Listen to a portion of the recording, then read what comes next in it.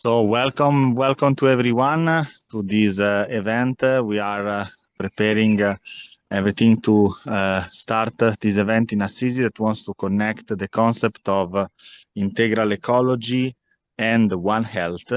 We will discover through the meeting of different organizations how these two concepts can be in a way connected and how the framework of One Health really respond to the framework of integral ecology. Now we can talk with them and we organize properly a dialogue today for Let's Talk movements that are fostering the Laudato Si, that encyclical of the Pope Francis, and a group of scientists and researchers that are fostering the One Health concept.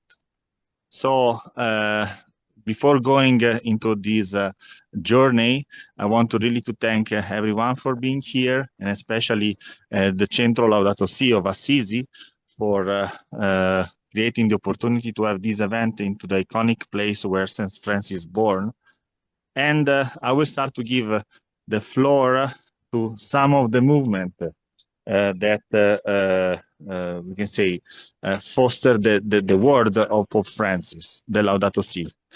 I know that we have here connected Rita Sacramento from the Economy of Francesco movement, a movement that want to create a new way on shape economy for inside the new vision of integral ecology. Rita, it's an honor and a pleasure to have you here with us. Maybe I want to give the floor to, first of all, introduce yourself and also tell a little bit more about Economy of Francesco and how the Economy of Francesco, in a way, fostered this idea of integral ecology and also the connection with care and health. So thank you very much, Rita, for being with us. I don't know if you are there. I give you the floor. Thank you very much. Thank you very much, Domenico. Thank you, everyone. Thank you for inviting me. I hope you can hear well. It's a joy to join you today. I've prepared a small sharing around what Domenico was also asking me to do.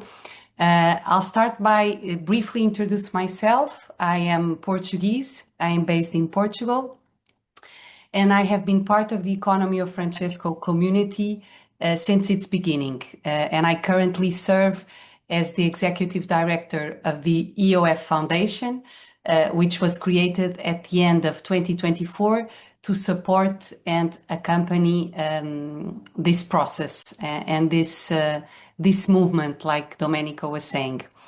Alongside with this work, I'm also pursuing a PhD in Integral Ecology at the Catholic University in Lisbon. And so for all these reasons, it is truly a joy to join you online today and to contribute to this session dedicated first to reflecting on the visions and perspectives opened by Laudato Si. For those of you who may not know what the Economy of Francesco is, I'll start by introducing also ourselves. We are a global community of economists, entrepreneurs, researchers, and change makers from more than 100 countries, working to transform today's economy and to give a soul to the economy of tomorrow. And this to give a soul to the economy of tomorrow is an expression of Pope Francis when he launched this process of the Economy of Francesco. So an economy with a soul is an economy in which the culture of universal fraternity shapes every relationship, taking care of the people, the earth, and all living beings, while striving for the common good and renewing our socio-economic cultures and structures. The Economy of Francesco, as a movement, as a community, as a process, was born in 2019 when Pope Francis wrote a letter to young people around the world, and not just Catholics, but every young people around the world, in the same way that he wrote Laudato Si, to all people of goodwill. So he was not just speaking to the Catholic world, he was speaking beyond the Catholic world. Why? Because both the topic of ecology and of economy are a matter of utmost importance to us all. So he wrote this letter in 2019 and he told young people around the world, I want to meet you in Assisi very soon so we can build a covenant to transform the current economy from an economy that kills and excludes to an economy that gives life and includes, from an economy that deshumanizes to an economy that humanizes. And so the EOF community was born from a series of personal callings that, thanks to Pope Francis and his intuition, became a common call and a shared vocation. And so after this letter, just for you to have an idea, 3,000 people around the world replied to Pope Francis and told him, we are with you and we also want to change this economy. And so the economy of Francesco, usually people ask us, oh, it's the economy of Pope Francis. In a way, it is the economy of Pope Francis because it was launched by him and it was a process inspired by him, but it is an economy that has two legacies, and its main legacy is the one of Saint Francis of Assisi. For those who are attending this conference in Assisi, I'm sure you have already seen how special this place is, and it is a special place with a particular spirit because of this human experience of Saint Francis and also of Saint Chiara. So the economy of Francesco has two inheritances, two legacies that inspire our action. The first, Saint Francis of Assisi, and then Pope Francis, of course, and his invitation. And in his invitation, he asked us to apply the paradigm of integral ecology from Laudato Si and the social friendship and universal fraternity of another document he wrote, Fratelli Tutti, as lenses through which we should look at reality and we should look at economy and transform it. And I will tell a bit more about this and how these paradigms impact us, impact our current world, might contribute to current discussions, and also how they connect to this One Health vision and perspective. Why did Pope Francis consider a saint that lived 800 years ago as an inspirational figure to this paradigm of integral ecology? To the point that he said that we need an integral ecology to be able to answer to the socio-ecological economic crisis of our time. So it's important to understand more deeply who Francis was in order to really understand the perspectives opened by Laudato Si and the meaning of this paradigm of integral ecology. Because too often we reduce Francis of Assisi to someone who simply loved plants and animals, or to a contemplative figure, maybe even detached from reality, capable of being in a Zen state. But Saint Francis is something different than that, and much more than that. Saint Francis is pointed by Pope Francis and an inspiration to his pontificate and to all these processes that he tried to initiate in the church and in the world, because Francis profoundly understood that everything is interconnected. We are bound together through relationships. We are brothers and sisters, in Francis' words, and in the Catholic Church words, of one another and of all creation. We share a common home. This is precisely the root of the word ecology. Oikos means home. Logos means knowledge of this home. So to share a common home is to share spaces and relationships. But Saint Francis is also a reference not only to ecological, but also to social and economic challenges, because Saint Francis was able to denounce the social injustices of his time, such as usury, an exploitative form of the exploitative forms of lending money that at that time already trapped the poor in cycles of dependency and exclusion. And he is also an inspiration because he was able to embrace the most fragile and excluded, like the poor and the lepers. And at the same time, he was able to recognize the beauty and the interconnectedness of all living beings and of everything created by God. So the paradigm of integral ecology that also inspires the vision for a new economy draws inspiration from this experience. Faced with ecological crisis, or rather, I would say, the multiple interconnected crises we are living through, which Pope Francis, for example, described not simply as an era of changes, but a change of era. It's like we are sentinels asking, when will this new time come? We are all working and trying to transform the current situation, but we are clearly going through a new era that we still don't know very well what will be. And so Laudato Si reminds us, as a text, as a document, that the crisis that we are living is not only environmental. It is also social, anthropological, cultural, economic, and spiritual. In this sense, the response to these challenges, to today's challenges, cannot only rely on technique and technology. They also require ethical, relational, cultural, and spiritual approaches.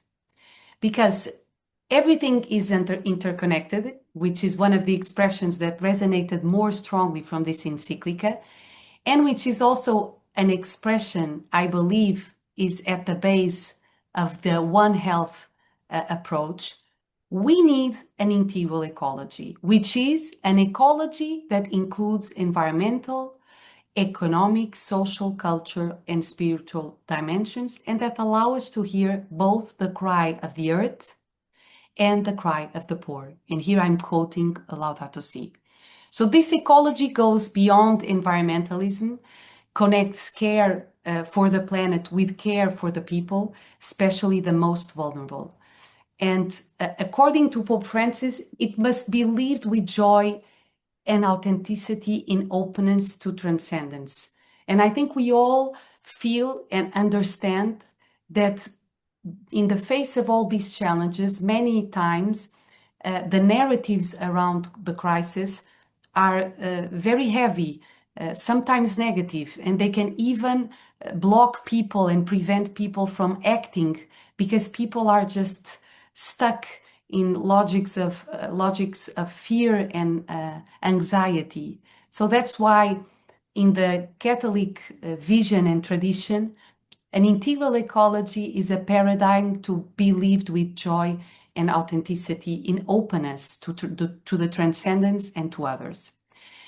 It is an integral ecology that promotes the integral development of the human person, something which the economy of Francesco also strives for. A better economy is an economy that precisely looks at the human person in all a person's dimension. And this integral development is totally inseparable from the notions of the common good and the notions of intergenerational justice. So a new economy, which we are striving for, an economy with a soul. If the economy lost its soul, it's because it lost something important. Because a soulless person is someone that has lost its essence. And so this new economy with a soul is not possible without integral ecology and without the vision of One Health. In the face of fragmentation of our societies, we need to recover our roots, the value of words and the meaning behind them for the economy of Francesco changing the economy is also by changing the way we talk about the economy, the narratives around the economy. The economy now has been made in our societies to be just about money, just about profit, just about rational exchanges. We need to recover that initial sense of the economy as also a space of sharing, of interconnectedness. And so this interconnected and integrated perspective, we are adding integral to the word ecology. We are adding Francesco to the word economy. And sometimes you will also see the word integral economy. We are adding the word one to the word health. This reminds us, or this word exercise is an attempt to go back to relationships, because relationships are not secondary, they are central. And probably we are facing these challenges because we allowed for many of these central and fundamental relationships to be broken. And maybe that is why in 2023, the World Health Organization called for a vision of health, a different vision of health, one that integrates physical, mental, psychological, emotional, spiritual, and social well-being. And this perspective resonates deeply with integral ecology and the economy of Francesco, because it recognizes that human beings cannot be reduced to isolated individuals or biological systems alone. For the economy of Francesco, relationships are fundamental. They sustain life, sharing, exchange, and the flourishing of persons and communities. A fragmented vision of the human person in the economy, the one we have now, reducing people to merely rational or productive beings, has deeply harmed the way we govern our common home, and I would say has deeply harmed people's health. And so we need to recover a vision that integrates all dimensions of the person, also within the economy, including the dynamics of gratuity, reciprocity, and care. And I would say that to achieve One Health, we also need to promote a culture of communion, because healing the planet also requires healing the way we relate to one another. And healing ourselves is not just a matter of a technical answer, is a matter also of what is the quality, the strength of the relationships we establish to the earth, to nature, to one another, with ourselves, and with God. So One Health, in our vision, is not just simply a technical framework, it's also an anthropological and a cultural invitation.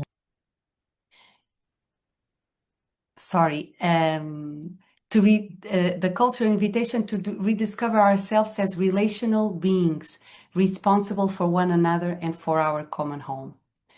The economy of Francesco, therefore, today is a community, has a foundation supporting this community, and we are promoting and advancing processes to advance the research around the economy, drawing value and richness from the Franciscan tradition, but also from the ethical roots of the economy.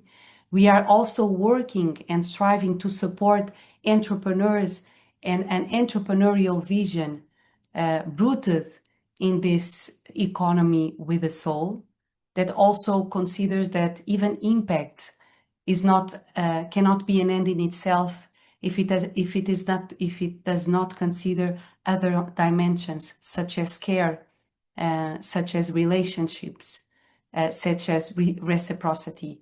And at the same time, we are supporting processes like call to actions for peace, for economic democracy, and for bringing these contents about a new economy to schools, to communities, to generate this change not as a top-down process, but as a bottom-up, a grassroots, a synodal process. I'm close to the end. I would probably just add two things. One is that if you wish to know more about the economy of Francesco and how we are striving to contribute to a world where One Health is possible, where an integral ecology is possible, you can go to our website, francescoeconomy.org. You can subscribe our newsletter and join our activities. Next week, for example, we will have a webinar on the new encyclica Magnifica Humanitas from Pope Leo. And at the same time, I would also end with a word of enthusiasm, of strength also for you, for these days of conference, for your work, which is sometimes people might say that One Health or integral ecology are too complex. Because when we consider that everything is connected, that is too complex. But maybe complexity, maybe is the challenge of our time and the vocation of our time. And maybe we also need more creative approaches to make complexity not only simple, but rooted in relationships. That way, if rooted in relationships, we might be able to generate more life and better fruits. Thank you so much for listening to me, and a special hello also to Antonio Caschetto. It is very nice to see you here. And thank you so much. Thank you. Thank you very much, Rita Sacramento Monteiro, for this amazing opening of this event, and also for reminding really the connection between health, integral ecology, the Laudato Si, that really can be an inspirational text also for our work. Now, I will give the floor to another movement that is fostering the growth of Laudato Si, that is the Laudato Si movement. And now I give the floor especially to Antonio Caschetto. The intervention of Antonio Caschetto will be in Italian, and then we will have a translated synthesis in English for all the English speakers. So thank you very much. Grazie Antonio per essere qui con noi. A te la parola. Grazie Domenico, con grande gioia saluto anche Rita, veramente bellissimo vederti. E uno dei motti, anzi il motto principale della nostra attività che facciamo qui ad Assisi è venite e vedrete. E descrivere quello che si fa qui per l'ecologia integrale, per i valori della Laudato Si e per la nostra casa comune è veramente sempre difficile descriverlo, però invitiamo sempre le persone a venire, vedere. Ecco, Rita, diciamo che con il suo gruppo un annetto fa ha potuto vedere, e per noi è stata una grande gioia, abbiamo dei bellissimi ricordi con lei e come anche con gli altri. Ecco. Quindi la prima cosa che mi sento di dire a tutti è venite a trovarci, venite qui ad Assisi, nella terra di San Francesco, di Santa Chiara, quella terra dove per la prima volta qualcuno ha scritto Laudato Si, mi Signore, con tutte le tue creature. Ecco, sono luoghi potenti che ci parlano ancora oggi, che parlano a ogni persona del pianeta, che parlano alla nostra Chiesa, e il magistero della Chiesa, la dottrina sociale della Chiesa vive una grande continuità. Io voglio veramente fare una brevissima citazione dalla Magnifica Humanitas, proprio dall'enciclica che è stata pubblicata veramente pochi giorni fa. Magnifica Humanitas 212. Dice questo: eppure nessuno è senza responsabilità. Ognuno dispone di un proprio ambito di azione e lì, non altrove, è chiamato a scegliere se alimentare la logica della forza, anche solo con indifferenza, cinismo, menzogna, odio, oppure custodire la logica della pace, con verità, sobrietà, prossimità, cura.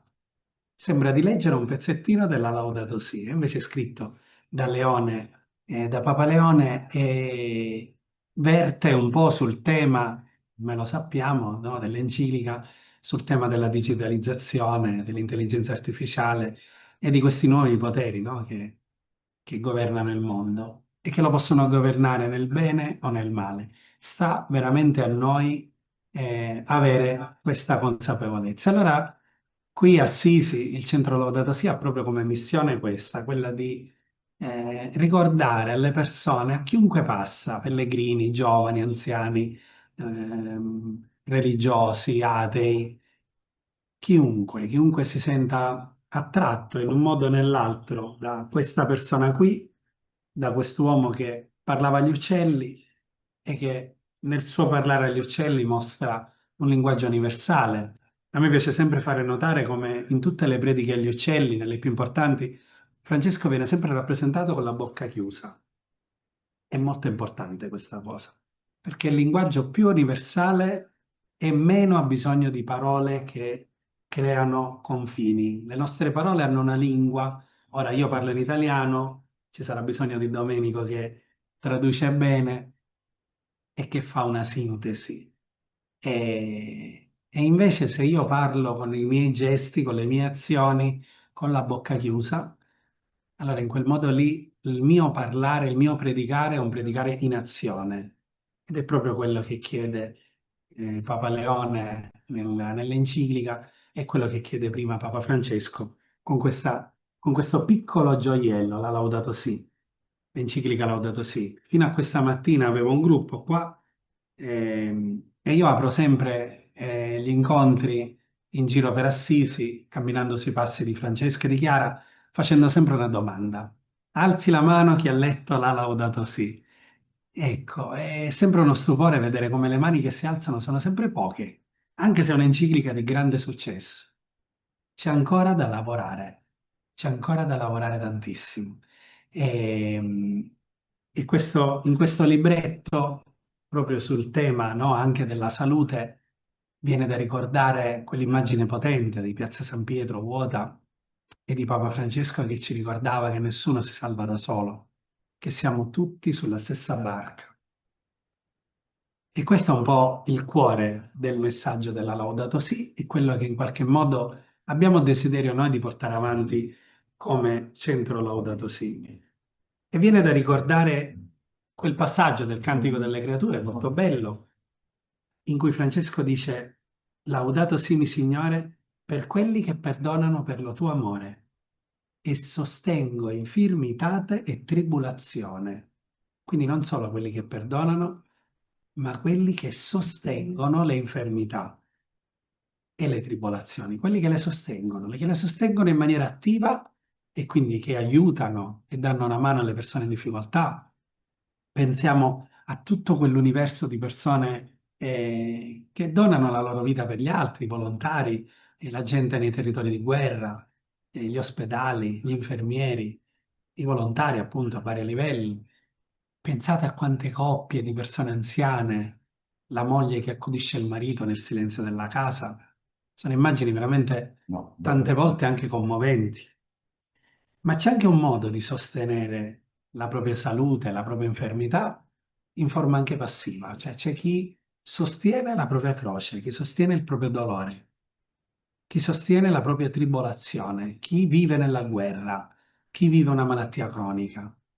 Allora io posso sostenere la tribolazione, la malattia, aiutando un'altra persona, oppure sostenendo la mia tribolazione. Ma è molto bello. Qui Francesco introduce la beatitudine. Siamo come sul monte, siamo come nel capitolo 5 di Matteo. C'è la beatitudine. Mentre Gesù diceva beati i poveri spirito, beati gli assetati di giustizia, Francesco dice beati quelli che il sosterranno in pace, che a te altissimo saranno incoronati. Beati quelli che sostengono in pace la propria malattia, la propria infermità, la propria tribolazione. Beati quelli che sostengono le infermità degli altri con pace. Ebbene, nel Cantico delle Creature c'è anche il tema della pace. Quanto bisogno abbiamo adesso noi di pace e questa pace che non c'è proprio perché non abita nel nostro cuore. Allora, la beatitudine, anzitutto, e Francesco è un'icona di questo, è quello di sostenere questa nostra fatica, ma di sostenerla nella pace. E allora in questo veramente ci sentiamo molto vicini proprio anche al senso profondo di questo incontro e di tutto il cammino che viene portato avanti da Domenico e da tutti i partner che sono qui presenti e collegati.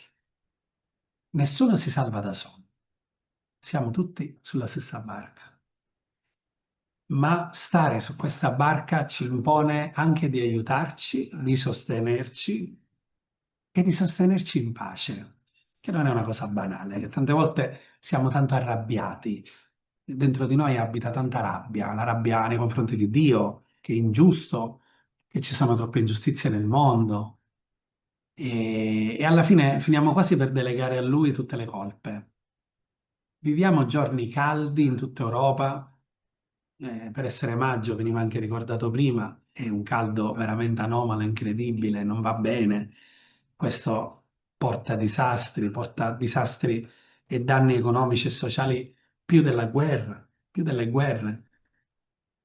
E ci ostiniamo ancora a far finta di nulla e a continuare a inquinare e a continuare a gettare immondizia sulla nostra aria, anidride carbonica che aumenta, no? Le percentuali che è come il cianuro nell'acqua, bastano poche gocce, quell'acqua non si può più bere.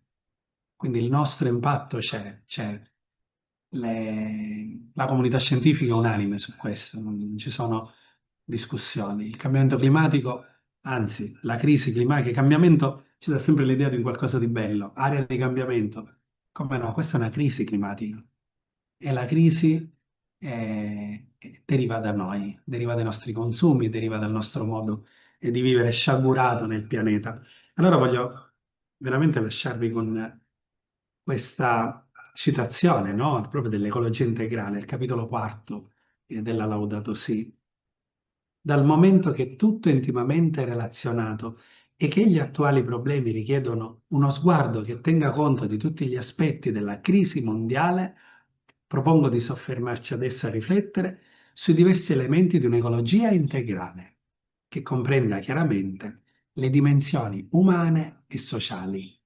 Quindi vediamo come questi due aspetti, già dalla Laudato Si, ma ora a maggior ragione nella Magnifica Humanitas, sono strettamente connessi. E a causa della quantità e varietà degli elementi di cui tener conto, al momento di determinare l'impatto ambientale di una concreta attività di impresa, diventa indispensabile dare ai ricercatori, e questo è anche un po' il tema della salute, un ruolo preminente e facilitare la loro interazione con ampia libertà accademica. Questa ricerca costante dovrebbe permettere di riconoscere anche come le diverse creature si relazionano, formando quelle unità più grandi che oggi chiamiamo ecosistemi. Non li prendiamo in considerazione solo per determinare quale sia il loro uso ragionevole, qual è il loro impatto economico. Tante volte noi parliamo in termini economici anche dei popoli indigeni, eccetera.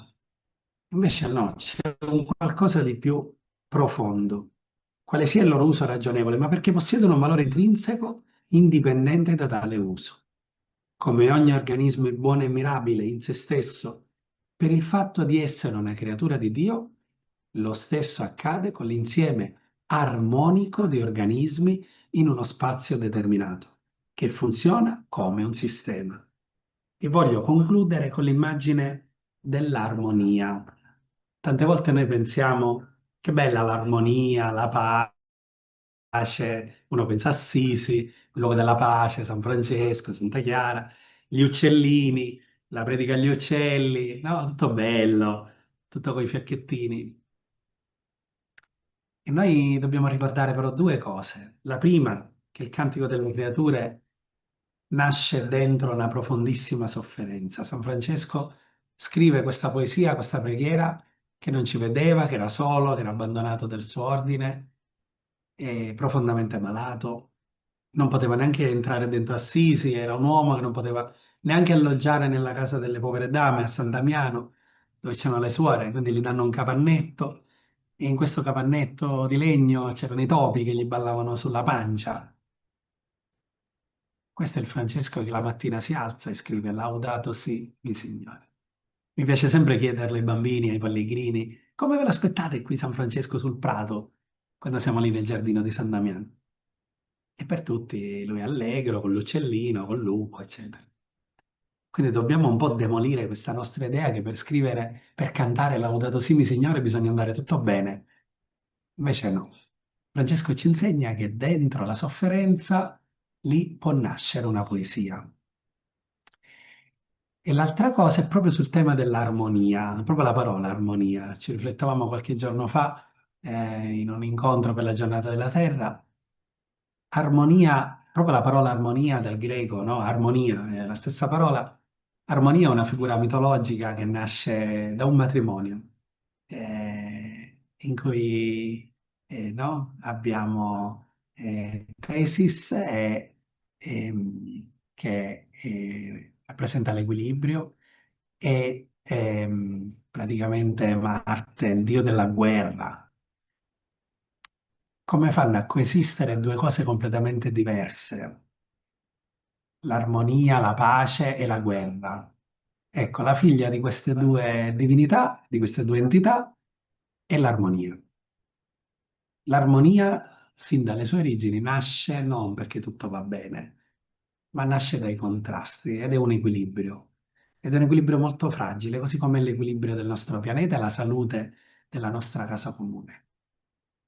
È un equilibrio delicatissimo e noi dobbiamo stare attenti a governare e a governarlo a partire dal nostro cuore, dalle nostre convinzioni, dai nostri consumi, dalla nostra preghiera. Per questo vivere il vero cristianesimo, essere realmente cristiani, avere fede non può prescindere dal vivere bene il nostro pianeta. Cioè, è veramente una contraddizione che non si può più sentire, che io credo in Dio, ma poi non mi interessa assolutamente nulla di come butto l'immondizia, di come inquino, di quello che consumo e di come stanno gli altri popoli nel sud del mondo che vivono gli effetti della crisi climatica. Non si può più sentire una cosa del genere. È come essere fidanzati, ma non osservanti. Io sono fidanzato con la mia fidanzata, ma non ci baciamo. Io non sono osservante. Cioè, non c'ha senso. Io sono credente e non vado a messa. E che senso ha? Io sono credente, ma poi non mi interessa qual è il mio peccato ecologico. Ricordiamoci che il primo comandamento che Dio ci dà è coltivare e custodire un giardino.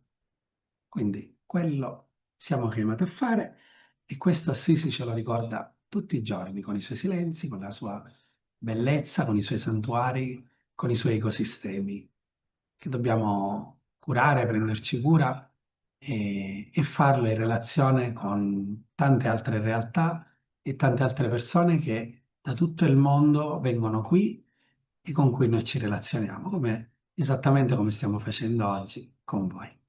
Grazie mille.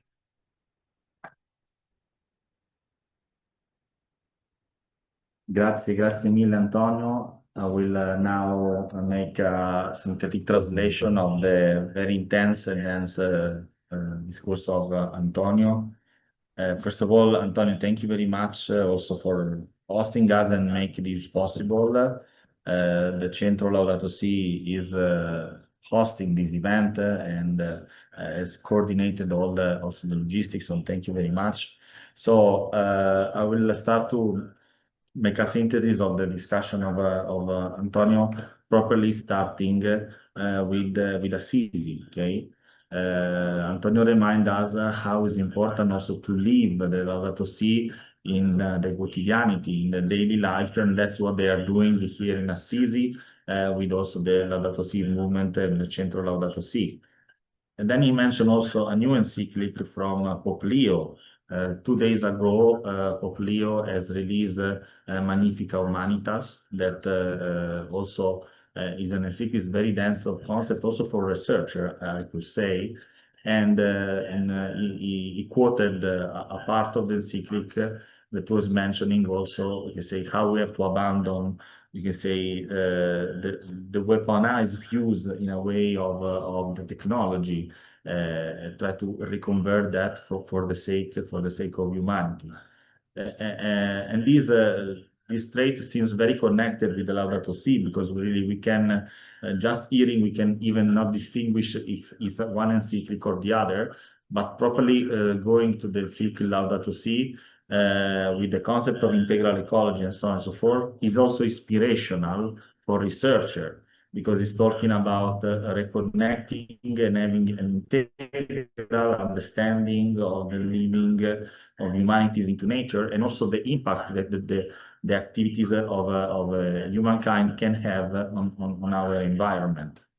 And properly reminding Laudato Si, that is also the name of the chant, Laudato Si, from Saint Francis.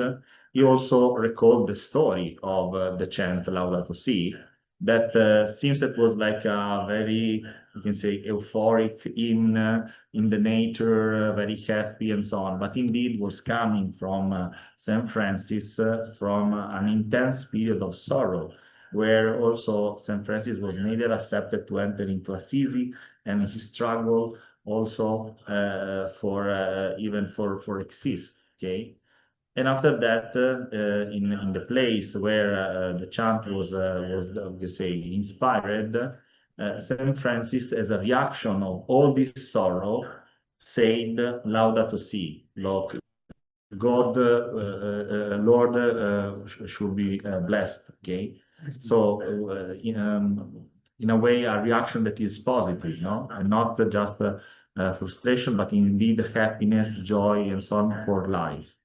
And we have to remind that. We have to remind that, and also in a way we have to demystify this vision where St. Francis is kind of connected like in a very, I can say, trivial way, but is an intense connection that is also passing through the sorrow. The sorrow that also is the sorrow of the humanity nowadays. And also as a researcher, as also believer or seeker for the ones that we are, but also as person, as humankind, we cannot trust in future, we cannot trust in sustainable development and everything if we are not reminding, as Rita was saying, the cry of the poor, together with the cry of the earth, the cry of the poor, and the cry of the earth. We cannot be believers if we are not protecting the environment every day. And Antonio also closed the dissertation that was dense, really also mentioning of the Laudato Si encyclic and St. Francis mentioning, said that we have to remember the concept of harmony. Okay, so we have to live in harmony with our you can say proximities, in harmony with the nature.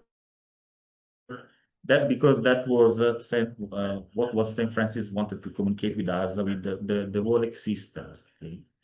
We cannot avoid to consider the pain that, for example, and also the effect of climate change, okay, that is happening. We were like discussing also for the event that's very hot here, strangely hot for being May, okay, and we cannot avoid to understand the cry of the earth and the cry of the poor if we really want to perceive harmony. It's like I don't know.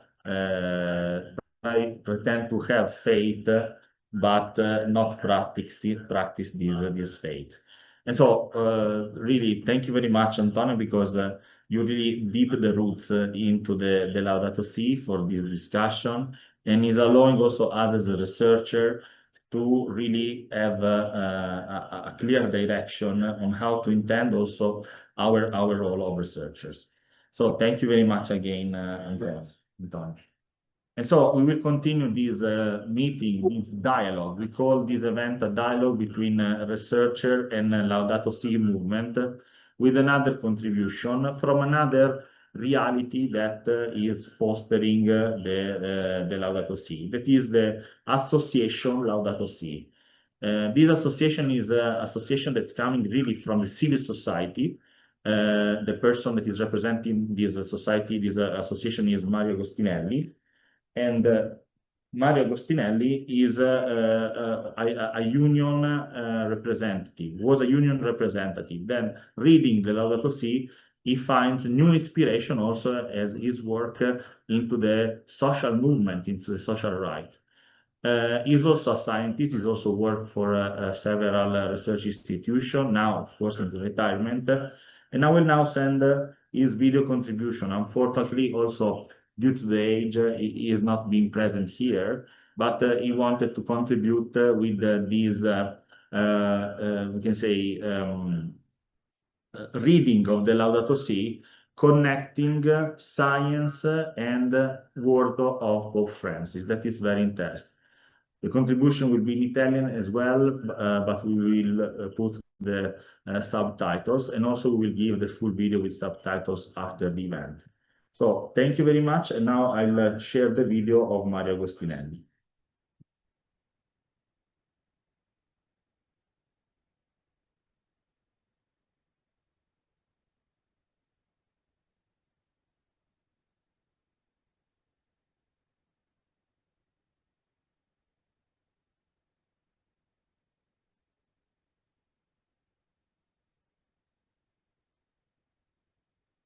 Basta schiacciare qui per favore.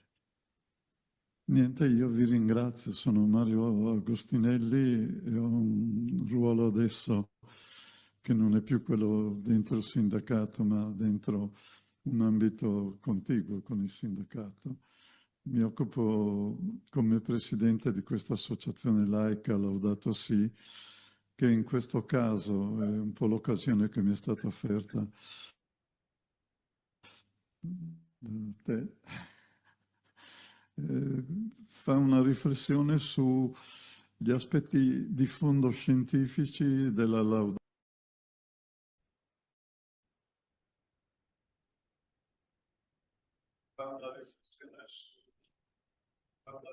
Degli aspetti, come si può dire, quasi la storia dal Big Bang a oggi, ecco, dentro questo straordinario documento. E ne volevo parlare un pochino, quindi chiedervi scusa se è un po' eccentrica anche rispetto alla discussione di oggi, ma cerchiamo di metterla in pallo. Ecco, io credo che al fondo di questa riflessione che io porto adesso sulla Laudato Si ci sia un'ispirazione di Teilhard de Chardin su Francesco. Cioè, Teilhard de Chardin dice che l'uomo è l'universo che è giunto a un grado di complessità profonda, riflette su se stesso. Cioè, come se Chardin scoprisse una storia nell'universo che chiarisce anche la nostra posizione attuale. Siamo diventati coscienza dell'universo e quindi dobbiamo tener conto che dietro noi ci sono 13,8 miliardi di cosmogenesi, da cui proviene anche la riflessione sulle energie rinnovabili rispetto alle energie nucleari o alle energie fossili. Dato che voi venite da Santa Marta e quindi in questo senso c'è un collegamento, a me stupiva che nel corso delle sue affermazioni Francesco dice bisogna da qui in avanti, guardandoci intorno, avere a riferimento soltanto la gravità e l'elettromagnetismo, cioè la radiazione solare e le rinnovabili, non più gli altri pozzi di energia, lui li definisce, che sono i fossili, che sono il nucleare, che adesso va tanto di moda, no? Ecco, e lui dice, ma questi non hanno compatibilità con la nascita di un fatto straordinario in questa coscienza dal Big Bang. Da 4 miliardi di anni c'è la vita, cioè gli atomi che si erano formati tutti al primo istante, che sono gli stessi che girano nei nostri cervelli, sui nostri occhiali, gli elettroni e i protoni sono ancora quelli, si sono così stupefacentemente ricombinati da creare 4 miliardi di anni fa la nascita di una cellula e quindi l'evoluzione della vita.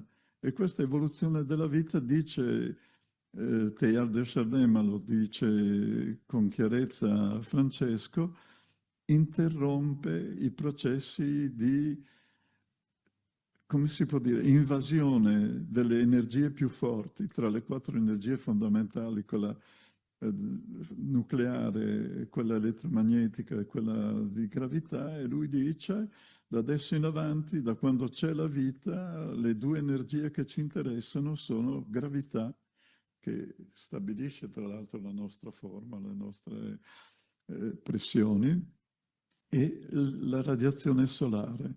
Ma io Trovo questo di una grandissima rilevanza e rilievo e provo a stabilire qualche forma di comprensione di questo aspetto. Cioè noi siamo digitali, non analogici, cioè nonostante ci vediamo così, ecco, se ci vedessimo con un microscopio elettronico attraverseremmo completamente i nostri corpi. Cioè noi abbiamo degli atomi e delle macromolecole che al fondo hanno dei nuclei che hanno poi dei campi elettromagnetici che li collegano gli elettroni e in mezzo c'è il vuoto. Cioè noi siamo fatti di acqua, di sali e di macromolecole che hanno costantemente questo aspetto di riferimento, sono vuote. E quindi la domanda è, ma se sono vuote, come sono connesse, come sono interrelate queste? Beh, ci sono dei campi quantistici che collegano le molecole che costituiscono il fondamento della nostra vita tra di loro attraverso dei ponti di idrogeno, attraverso dei legami ionici, dei legami forti covalenti, che, badate bene, sono fragili. Cioè tra di loro stanno insieme perché noi ci vediamo così. Però è soltanto con la gravità e la radiazione elettromagnetica del Sole che convivono queste molecole. Se vengono, ad esempio, turbate con la combustione, ad esempio, con energia chimica esagerata o con radiazioni pesanti come quelle nucleari, beh, queste molecole interrompono i loro legami e quindi si hanno effetti locali, effetti letali anche su niente meno che la vita. Da questo punto di vista è preziosa questa riflessione, cioè Francesco dice attenti che noi siamo responsabili del mantenimento di questo processo che dura da 13,8 miliardi di anni e quindi non dobbiamo interromperlo. E dice la natura non va più considerata, e dice proprio così in uno dei paragrafi, come pozzo di energia, cioè come qualcosa che torna indietro. Io vado veloce, ma poi se volete vi lascio queste cose. Cioè tenete conto che è così straordinaria questa vicenda che noi siamo in tutto l'universo, abbiamo solo un 115-120 elementi in tutto l'universo, cioè perché si sono formati tutti dalle stelle attraverso, lì sì, la forza nucleare forte, ad esempio, che si è messa in competizione con la gravità e ha creato degli elementi sempre più pesanti che poi ricadono sulla Terra e che vengono combinati nelle macromolecole che costituiscono la vita. Però ecco, tutti quei processi precedenti non sono più ripetibili. Se li ripetessimo adesso andremo incontro a delle vicende assolutamente imprecisate. E da questo punto di vista io vi do questa valutazione. Vedete questa è l'evoluzione dell'universo a partire dal Big Bang e noi, se lo posso segnalare con questo, non credo. Beh, ma comunque ve lo faccio vedere. Noi partiamo da lì, poi si formano le galassie, si formano le prime stelle, si forma il sistema stellare. Non c'è vita in tutta questa fase. Cioè si formano però gli elementi costitutivi della vita.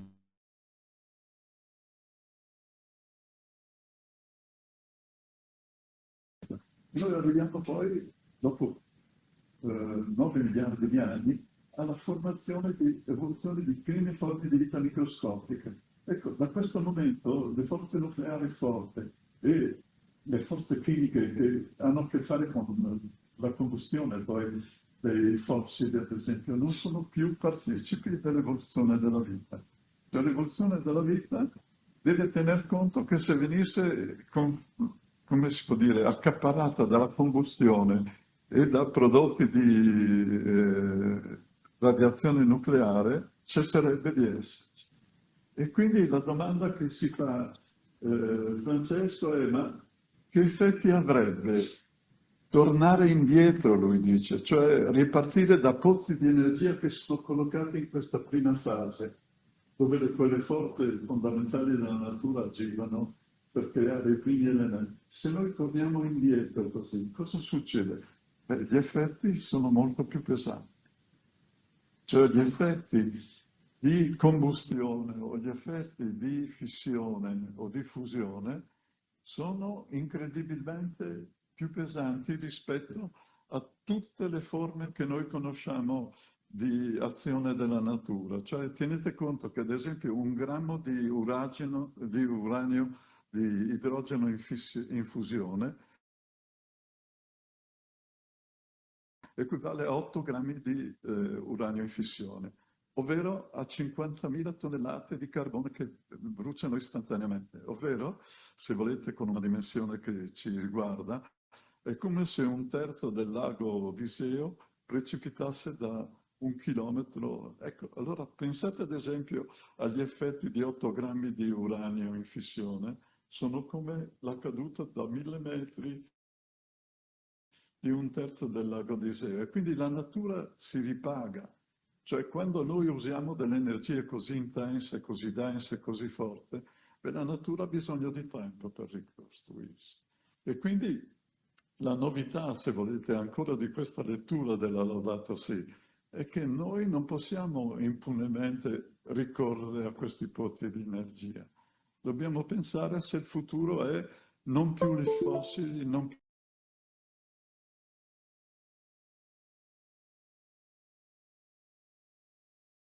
veloce, è molto più vivace, è molto più forte anche di quando Trump è arrivato al potere. Cioè Trump scatena per certi versi questa reazione. La riflessione è, ma scusa, davvero noi dobbiamo tornare ai fossili? Davvero noi dobbiamo stare in una struttura che anziché pensare a secoli di avanzamento verso il Sole, vedete da quando c'è quella forchetta dove c'è la vita,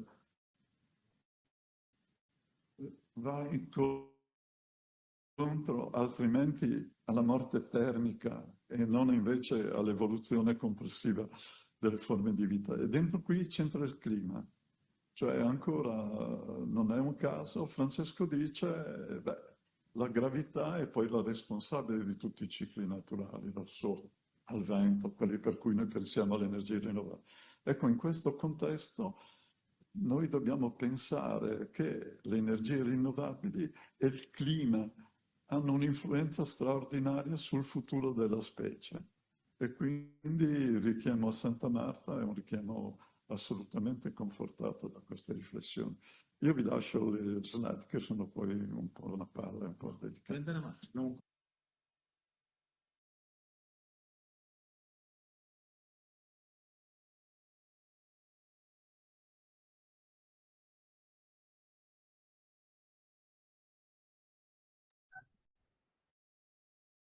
Mario Agostinelli, that try to revisit the Laudato Si, also connecting to scientific vision and scientific element. Thank you very much, Mario, for this contribution. As I say, we will also render this with the subtitle, also for help with the understanding for the English speaker. But it was important because it's going to connect us with the second panel of this session today, that is properly talking about One Health. We started from Laudato Si and also the different visions and movements that are fostering the encyclic, but also this can be connected with the concept of One Health. And exactly what we did with the International One Health Conference. And so I will be represent here the conference together with my co-chair Margherita Fernández, that is gonna connect a little bit later, but I will start a little bit talking about the One Health Conference and how we can, in a way, bind the two frameworks. So everything started with the conference of last year, where during the Jubilee year, we had the conference into Rome. Was iconic properly to make this conference in Rome, and properly as a framework for shaping our discussion, we decided to select the Integral Ecology as a light to advance onto the One Health vision. What was the mission of the conference? Was to gather different expertise, different professional to discuss and open the silos, okay, of the scientific environments to have an holistic approach.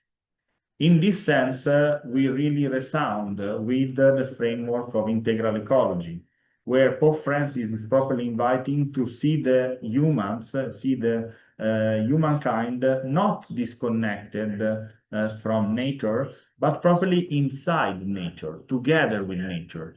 And the integral ecology really fits very well also with the idea of One Health, where the health of humans is connected and is strictly interrelated with the health of ecosystem and the health of animals. Moreover, the integral ecology framework helps us to understand the multifaceted dimension of One Health.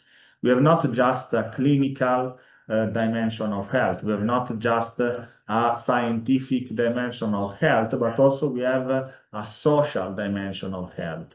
A health that also is addressing to the most vulnerable, to the in order to leave no one behind. In this sense, the Laudato Si is really giving the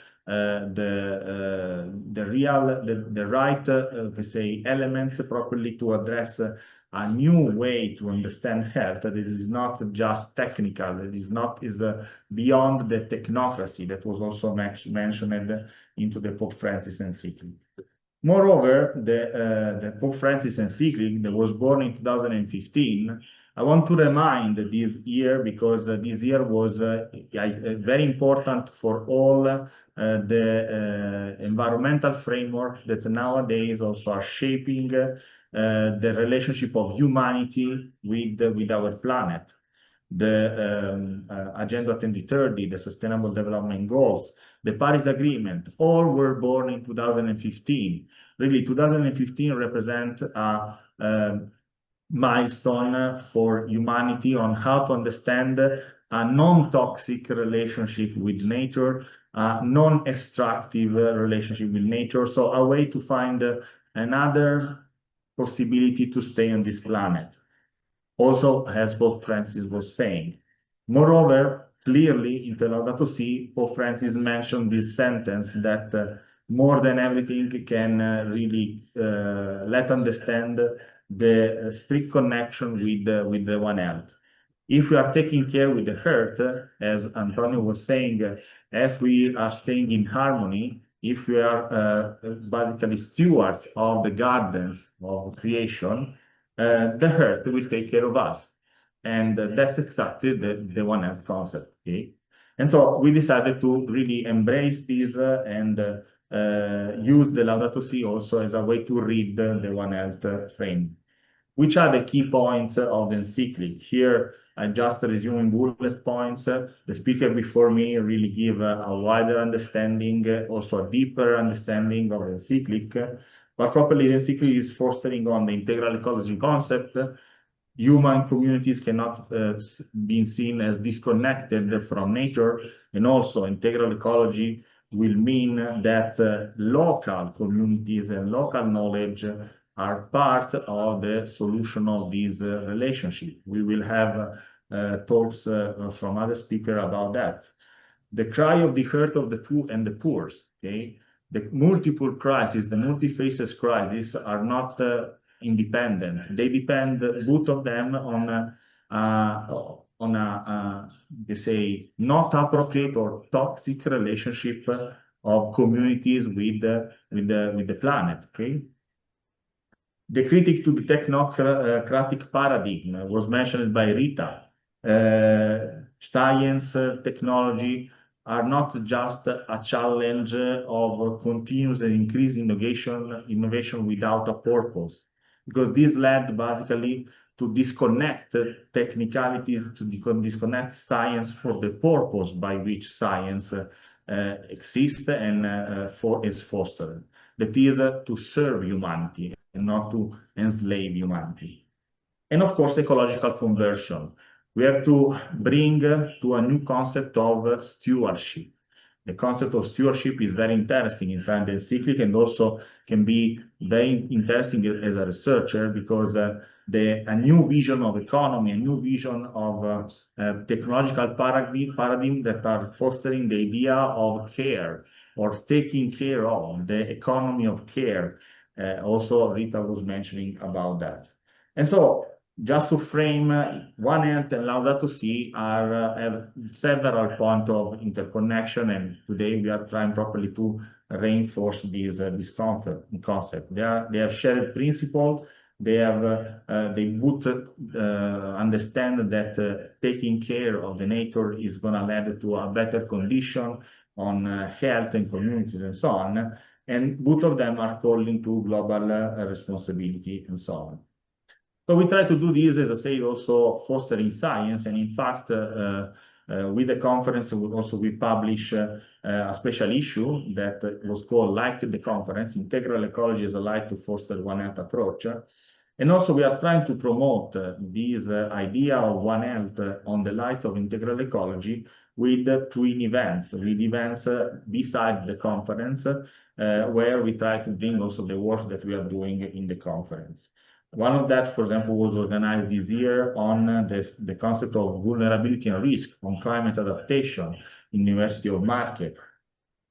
We also presented the new framework that we're going to use this year, that is the phase of the framework of polycrisis, multiple crises that are recognized, for example, by the Global Environmental Outlook report made by the UN that recognized that we are inside the multiple crises: climate crisis, biodiversity loss, land degradation, and pollution and waste. But both of them are intertwined, and One Health properly can be the nexus that can connect them. And properly saying that, this is the conference that we are presenting this year. I just take a few slides to present. The One Health Conference is a project that was born in 2021 with the first conference in Catania, properly to address also, say, a Mediterranean also nuance of this idea. But the conference, of course, is addressed to promote One Health internationally. This year, the conference will be in Tunisia and will properly present the from a crisis to integral ecology. So how to connect this multiple crisis framework within the integral ecology mindset. And in the title, I already mentioned the multiple crises that we will recognize. We are inspiring this year to the Global Environmental Outlook, a report that is made by UNEP, of course, one of the first agencies that was dealt with the relationship between human communities and the planet. And we open a call for abstract. So today is also the chance to communicate this. We are really keen to receive from colleagues, experts, academics, but also case studies and so on, their contribution inside the different, you can say, framework that by which we frame the discussion this year. I will invite you to go on our website. I will share then the website into the chat. And the call for abstract is open. The first deadline is the 30th of June, and we really invite everyone to contribute on that. Was mentioned the encyclic Magnifica Humanitas of Pope Leo that was released just 2 days ago. And the last slide of this brief presentation is dedicated to that, because yes, we can see this encyclic like a continuation of Laudato Si. And moreover, for the point of view of research and science, is extremely important, and we want to remind that. The encyclic is properly addressed on foster the custody of human people in the time of artificial intelligence. Artificial intelligence now is the trend of the moment, also in the point of view of the research. But as Antonio Gutierrez, the Secretary General of the United Nations, said, if we have a world of AI have and AI have not, so where AI is concentrated just in the power of some people, this is not a secure world. It will be a world of perpetual conflicts. Okay, AI, as any technology, will be in service of humanity, and Pocolio also reminds that, and not, of course, AI should, we can say, slave in a way that the humankind into these perpetual inequalities that a misuse of this technology can have. With this, let's really build a bridge between the two encyclic, also here in Assisi. And thank you very much for your attention. Here you can see the contact and the channels of the conference. I really invite every one of you to engage and join our community. We are trying with events also like this to foster this culture, because we believe that really this is the moment and the point where also research and science need to commit with proper framework and in harmony, as was mentioned before by Antonio, with the cry of the poor and the cry of meeting. With that, I want to give the floor to another speaker for this session, that is Javier Balbuena, that is the president of Fundación Fundera, that have like a extensive experience properly on the concept of planetary health, and especially planetary health in Amazon. I will let Javier introduce himself, and also we will share some slides for his intervention. So first of all, thank you very much, Javier, for being here. We are honored and pleased for your contribution here. And I think that properly talk between the connection on One Health and Integral Ecology and Laudato Si, you really like continued our discussion that we started with the previous intervention. Thank you very much. Thank you. Thank you very much, Domenico. I am deeply grateful for the invitation to participate in this meeting for two reasons. The first one is because you give me the opportunity to read again, maybe it's the 25th time I read Laudato Si, and always is very amazing and grateful for me.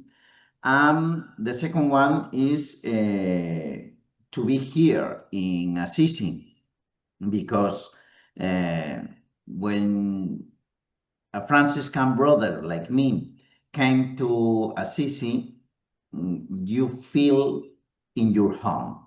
When I am going in a few minutes, I hope, to La Porciúncula, all the time you feel that you are in your home. Thank you very much to offer me the opportunity to be in my home for this time. I'm going to introduce maybe it's not a new concept, planetary health, but I hope you know. But maybe it's interesting to have some ideas about it. Okay, you or me? Well, this is the content. Let's go on, please. Okay, what we do in Fundera Foundation. Fundera Foundation was founded in 2018. Is the result of some experience in the global south in healthcare, and our focus is in healthcare management around the world, but with the planetary health perspective. We try to help people around the world, and in this moment we are working for 20 million people, principally in Africa and in South America also. Sor Pilar Cobrero's sister maybe is the founder, the real founder, know me, because he said sometimes ago, please don't leave us alone. And why? Because the missionary, the first thing, they are religious, and the second time, in the second point, they maybe are nurses or doctors, but never are CEOs from a hospital. And for a lot of times, they find the situation that they are managing the hospitals around the world, and sometimes big hospitals. He said to us, please help, don't leave us alone. And for this reason, we founded Pondera Foundation. Next one. What is planetary health? Well, I think in this context, I can explain planetary health like this. Next one, please. Okay, if you put Laudato Si at Fratelli Tutti at Compendium of the Social Doctrine of the Church, you have, in my point of view, planetary health. Why? Because planetary health is the more holistic view of health, where you introduce absolutely all the topics that Domenico explained to you before about One Health, and introduce another topics like spirituality, like culture, and a very hard or very strong topic in the economy. Next one, please. As you can see in the picture, the ball is bigger. We start from the diseases with one person, with only health for one person. After that came public health a long time ago, when the doctors and the people who is making health understand that it's very important, the group of people. And sometimes ago, start to speak about global health, exactly, I think, at the same time that the globalization came to live with us. After that is open the idea of One Health, because, well, Domenico explained wonderful. And after that, in 2015, more or less, the planetary health concept came. But I must say that that concept of health, maybe we put the name in USA, exactly. But the real concept came from the indigenous people for 1, 2, 3, 5 thousand of years. It's like Cristobal Colon said, he find America. What about the million of people who is living in America? Well, at the same way, today we speak like from the global north idea, planetary health, and the reality is the view of health for indigenous people around the world for a long time. Here you have my proposal of definition for planetary health. And if you read this definition, maybe you can find a lot of things that sound in your mind, because I know all of you read Laudato Si encyclical. And obviously, when you read this, you find a lot of things very, very close to your ideas. Next one, please. But I'm trying to put you easier, and here you have more or less the same definition with the numbers from Laudato Si encyclical. And you can see that we speak in our definition of planetary health with a lot of points from Laudato Si concepts. And when Pope Francis wrote this encyclical, obviously he and all the board around him don't know the concept of planetary health, because the concept of planetary health is starting maybe, but is near at the same time. You can find in Laudato Si all the origin, in my point of view, of planetary health view. Let's go. For example, I'm going to explain some numerals. In numeral 110, the fragmentation of knowledge proves helpful for concrete application, and yet it often leads to a loss of appreciation for the world. This speaks about the traditional knowledge from indigenous or the people who have knowledge from the history, their own history, and sometimes in Occidental health, we forgot that kind of knowledge, and we put absolutely all our perspective, our goals in some kind of technology or some kind of pharmacy industry.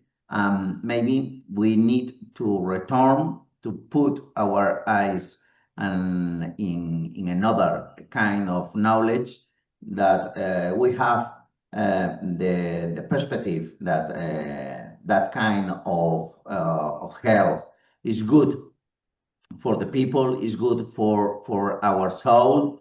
Sometimes we forget it. The next sentence maybe is one of the most important sentences of the Laudato Si encyclic, and say that creation can only be understood as a gift from the outstretched hand of the Father of all. When we think in this sentence, the first word came to our mind maybe is freeness, because gratuidad in Spanish is one of the more important words in Franciscan saint, in Franciscan view of life. Next one. There needs to be a distinctive way of looking at things, a way of thinking, policies, an educational program, lifestyle and spiritually, which together generate resistance to the assault of the technocracy paradigm. This kind of sentence you can find in a lot of papers about planetary health. You can find it in the bottom of the idea of planetary health, because if we don't use the things now, like property, but yes, with sense, because we need to think about maybe the growth, or maybe another kind of society, because if we don't put the focus in the spirituality and in a natural lifestyle, or in an essential lifestyle, maybe the situation with our heart, our earth, is not good. The best ecological initiative can find themselves caught up in the same globalist logic. It's important to understand that we must start our conversion by ourselves, but at the same time put a prophetic call to action to all the people and around the world. Next one, please. The economic development, which does not leave in its wake a better world and an integrally higher quality of life, cannot be considered progress. This connects perfectly with the concept of communion economy, or economy of Francesco, and we must put our focus in the business area, the financial area, from all the countries, because if we only speak about planetary health, only speak about One Health, or only speak about Laudato Si, at the end, we can't change anything. And we must look for change, for real change in our world. We need to respect the rights of peoples and cultures. When I read this, I always think about a picture.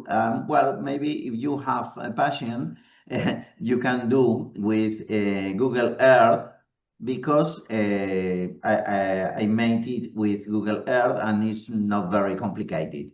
You stabilize the Amazonian biome, and after that you can find information about the places where there live indigenous people, and after that you can see the areas, the more green areas in the Amazonian region.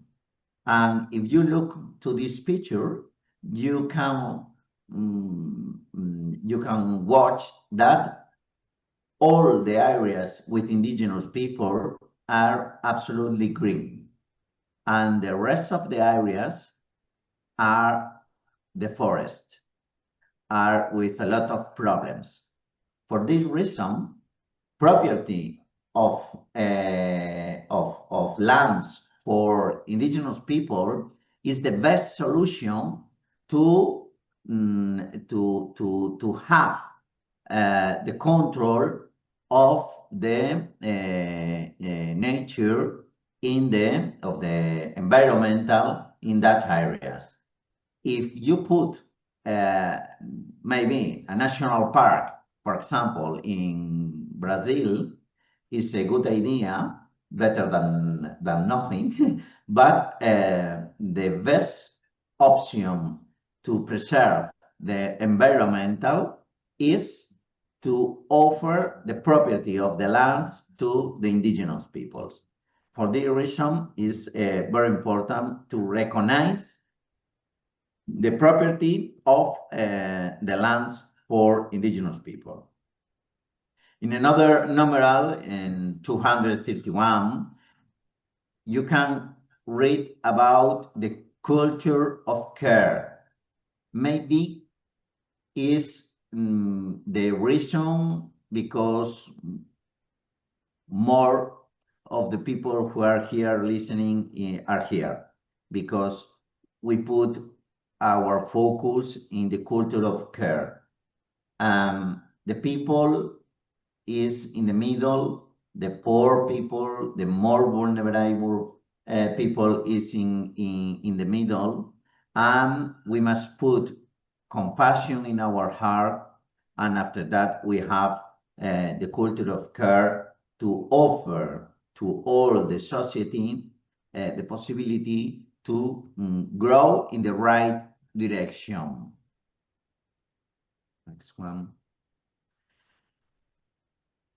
One of the topics more important in planetary health vision is the intergenerational solidarity. The point, we don't work only for us, only for today, only for the next 10 years. We must think all the time in the consequence of our action more than 30 years after. And we must put our actions, our activities in the hands of our maybe descendants, the intergenerational solidarity. And for this reason, it's very important to have that point of view. In addition to a higher sense of intergenerational solidarity, there is also an urgent moral need for a renewed sense of intergenerational solidarity. Is a very important point for planetary health.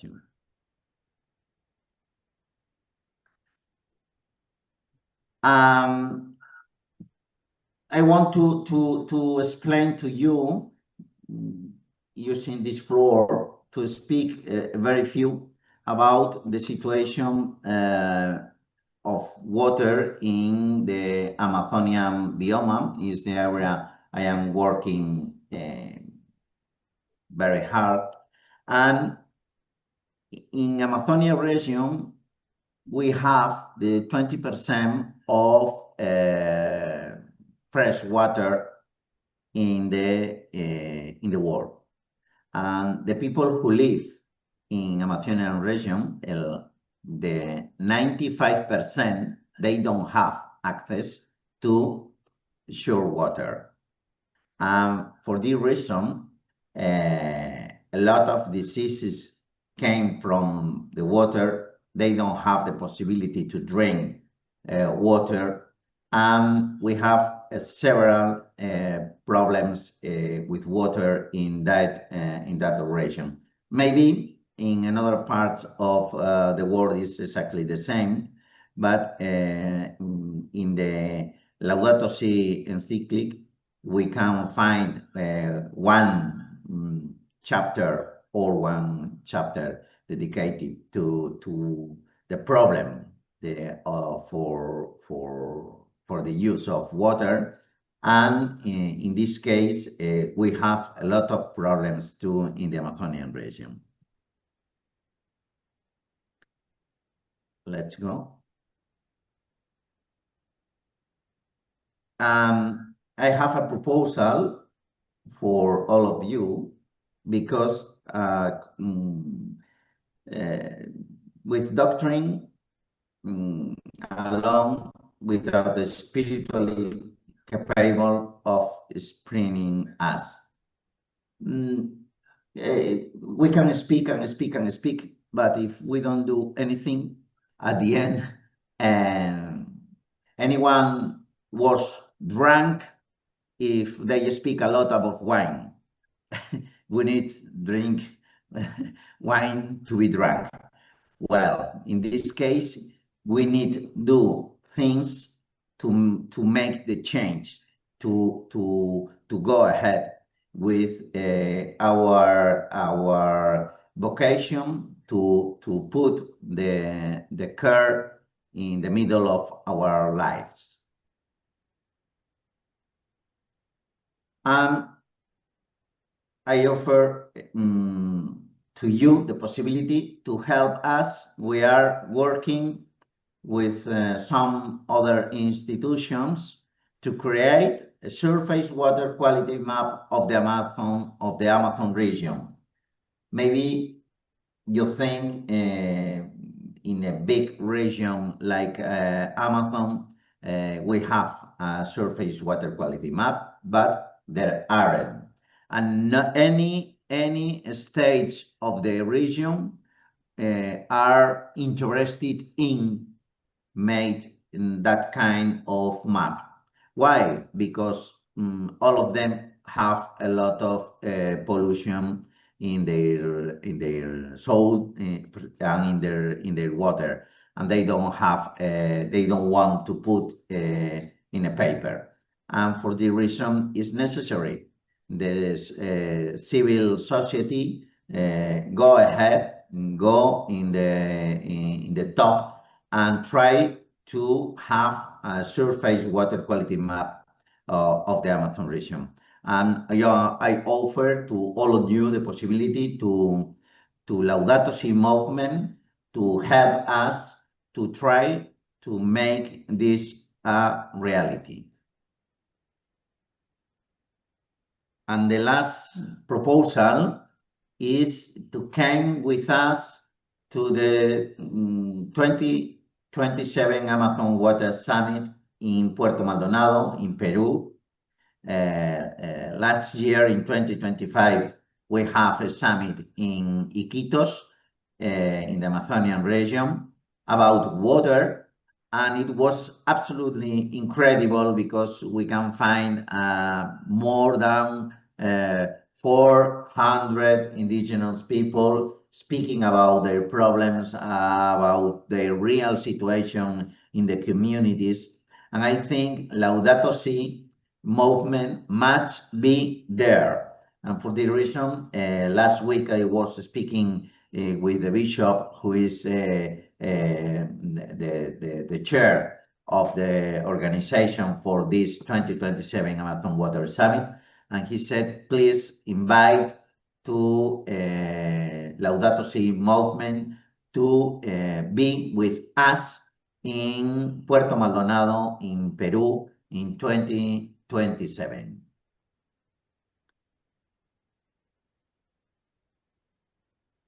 I'm here to answer all your questions. Thank you very much for your attention, and I'm really happy to be here because Laudato Si movement is one of the biggest movements in the world. Maybe it's one of the movements with who have the possibility to integrate the spirituality and the environmental rescue perfectly. And I hope we have the possibility to work together for the more poor people in the world. Thank you very much. Thank you very much, Javier. Really a big applause also to Javier, because really he incarnates, in my opinion, the linkage between Laudato Si and One Health. So it's really a pleasure to have you here with us. As Javier said, now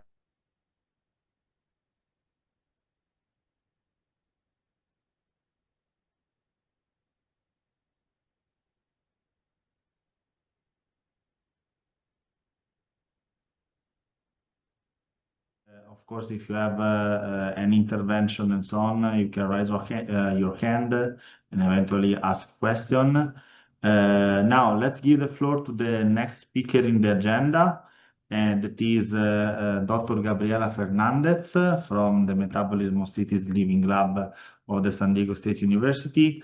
We are continuing this flow where we can see how, for example, the encyclic and the Laudato Si, but also the words and the life of St. Clair and St. Francis can inspire also sometime project and so on. So, Dr. Fernandez, the floor is yours. Thank you very much for being with us.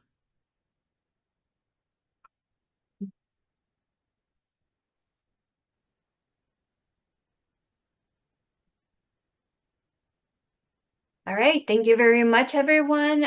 Very great and interesting presentations from our previous speakers. I'm Dr. Gabriela Fernandez. Today I will be presenting the Chiara Project, which is a cooperative humanitarian integrated action to reduce digital apartheid.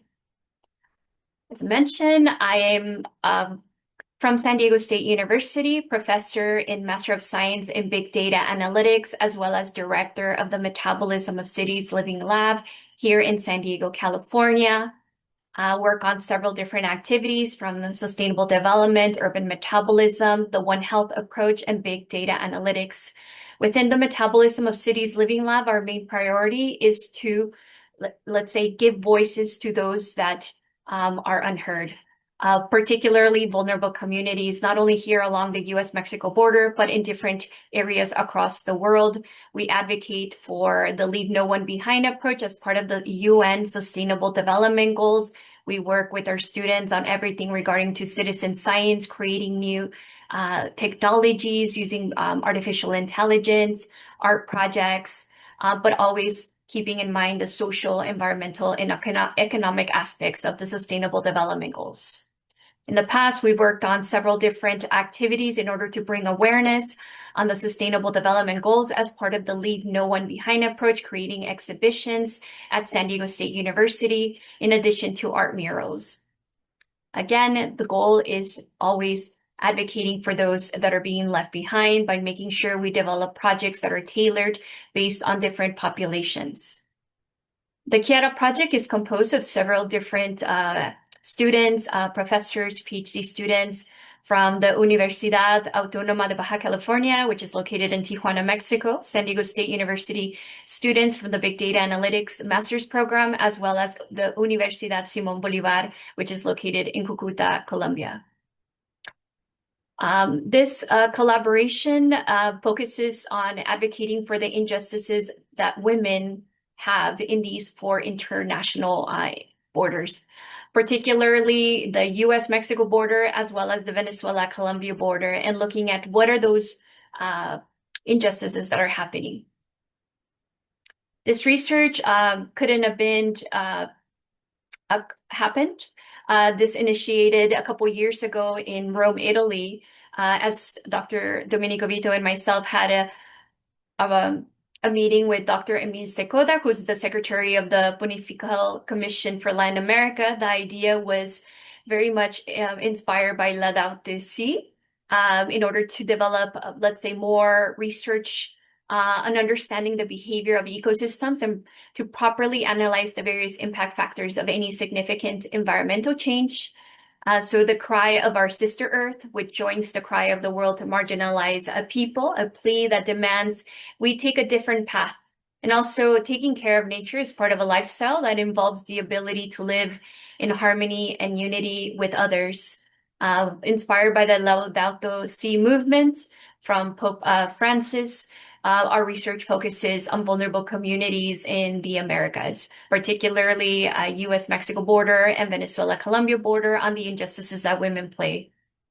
This research was presented last year at the One Health International Conference in Rome, Italy. The idea was to be inspired by the Jubilee, which occurred last year, which was the Pilgrims of Hope, as an opportunity to showcase our work at a larger venue.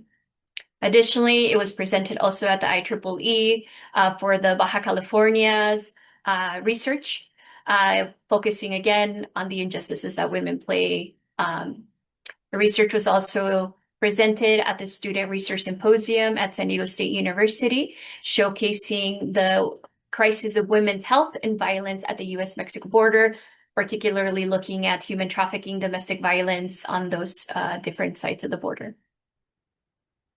The research focuses on several aspects of women. We also analyze these different injustices using GIS mapping and technology through storytelling, also having an understanding also the women themselves. So I will explain a little bit more about how all of that is connected in order to develop awareness about those different injustices in a collaboration between 4 different borders. So why is this research important? Currently, the US, Mexico, and Venezuela-Colombia border, women are facing challenges from health inequities, digital apartheid, and climate vulnerability, climate change, and socioeconomic inequalities, which amplify the risk of underserved communities. And there's an urgent need for cross-border cooperation and inclusive solutions. The Kiara project brings awareness to women injustices in border towns. We particularly focus on 3 aspects of the Kiara project. The first one is developing a survey that has been distributed in Tijuana, San Diego, as well as Colombia and Venezuela. And the idea is to have an understanding in real time, what are those different injustices that women face. The second portion of the research for Kiara is developing interactive dashboard visualizations to have an understanding based on geography, identify hotspot areas across these different borders, and also developing a short documentary, as not everyone can learn or understands the same way. So the idea is to develop and distribute this kind of information in a way that, let's say, a larger population can understand. And this type of research is very much inspired by the Laudato Si movement, as well as the economy of Francesco as well, making sure that no one is left behind. As you know, the situation along the US-Mexico border, currently we have lots of migrants that are coming in and out. And I wanted to share this quote: "The only way to guarantee human rights for all is to defend the rights of the most vulnerable." And here we can see the border between San Diego, California, and Tijuana, Mexico, and how these different injustices are happening as we speak. Additionally, we also have a migration crisis along the Venezuela and Colombia border as the economic, let's say, government of Venezuela has been collapsing for the past years. So there's a distribution of migrants all across, and this has put a strain on women as well. We've seen human trafficking happening, as well as abuse and violence. So the faces of the crisis situation on the border, here we can see a couple more images on the Venezuela and Colombia border, and how people are being shifted around in times of uncertainty. So the faces of crisis situation on the border here as well. People are traveling around, trying to understand what is the best way. As part of the Kiara project, as I mentioned, is to understand the current situation that is happening along these 4 different international borders. We created this survey in Spanish as well as in English, to understand more what is the health condition, mental condition, if they've been exposed to human trafficking, if they trust their governments, several different aspects of women injustices. Additionally, it's not only about understanding the current situation, but also visualizing the information by time as well as geography. So we created interactive dashboard visualizations, always considering the Sustainable Development Goals, making sure that we clean the data, we visualize the information, but also creating these dashboards that can allow us to collect the information. We've created an interactive dashboard for San Diego, understanding the healthcare facilities that women utilize, different food access programs that are found across San Diego, and different crimes against women. Here you can see just a couple snapshots of our interactive dashboard for San Diego. As well, it's important to understand the geography of these different hotspot injustices that are found in our cities. Here we can see the majority of the challenges are along the US-Mexico border, particularly, for example, Chula Vista, San Isidro area, which are closer to the Mexico border. Additionally, it was important for us to also collaborate with the Universidad Autónoma de Baja California, which is located in Tijuana, in order to collect data and work closely with their faculty, and understand also those different injustices that are happening from water access and sanitation, mental health and resource accessibility that women are face, violence and crime, as well as human trafficking and violence. As I mentioned, it's quite important to also showcase the work that we are doing in a way that is friendly and more populations could also become aware of what is currently happening. As a result, I teamed up with the Department of Journalism, worked closely with the student Erin in order to develop a short, let's say, video of the different injustices that are found. We interviewed women along the US-Mexico border. Also, we interviewed students, medical doctors, women who have been exposed to human trafficking, and so on. So I'll share a short video of this, and also let me know if the sound you see is on mono.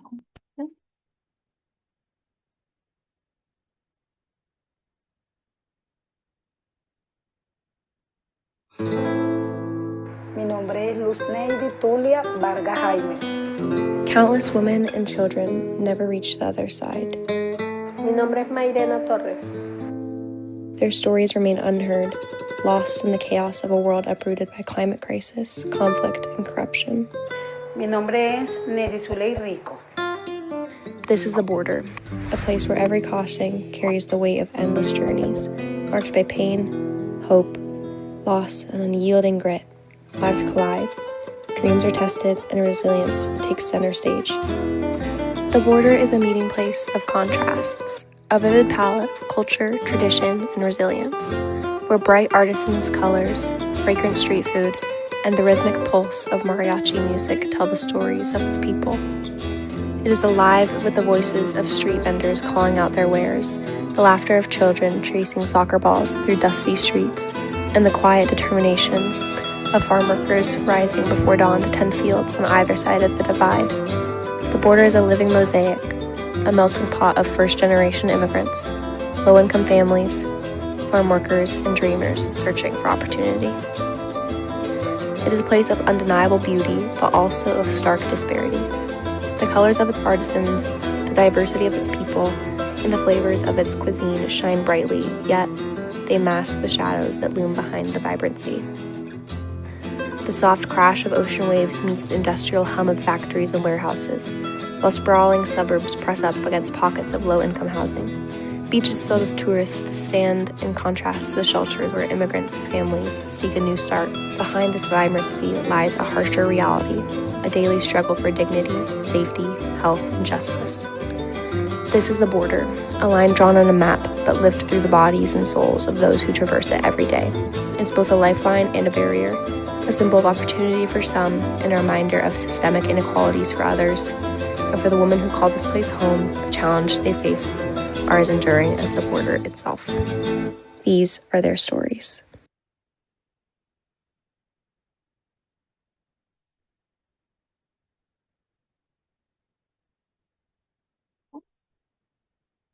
So this kind of research is important, looking at these different injustices that are happening in all across the world. We see in this particular case only the US-Mexico border, Venezuela-Colombia border, but this is happening all around the world. And the idea is to elevate women's voices and their lived experiences through storytelling. The short documentary is a short way to bring these voices alive. Also, these interactive dashboards allows local governments, but also researchers to make more informed decision-making on the act of these vulnerable groups and injustices that are happening. It also allows us to strengthen the cross-border solidarity and resilience across the world and building pathways for equitable and sustainable futures. Advocating for vulnerable communities such as women and children through storytelling. So I encourage you all to advocate for those that are being left behind. And thank you very much for your attention.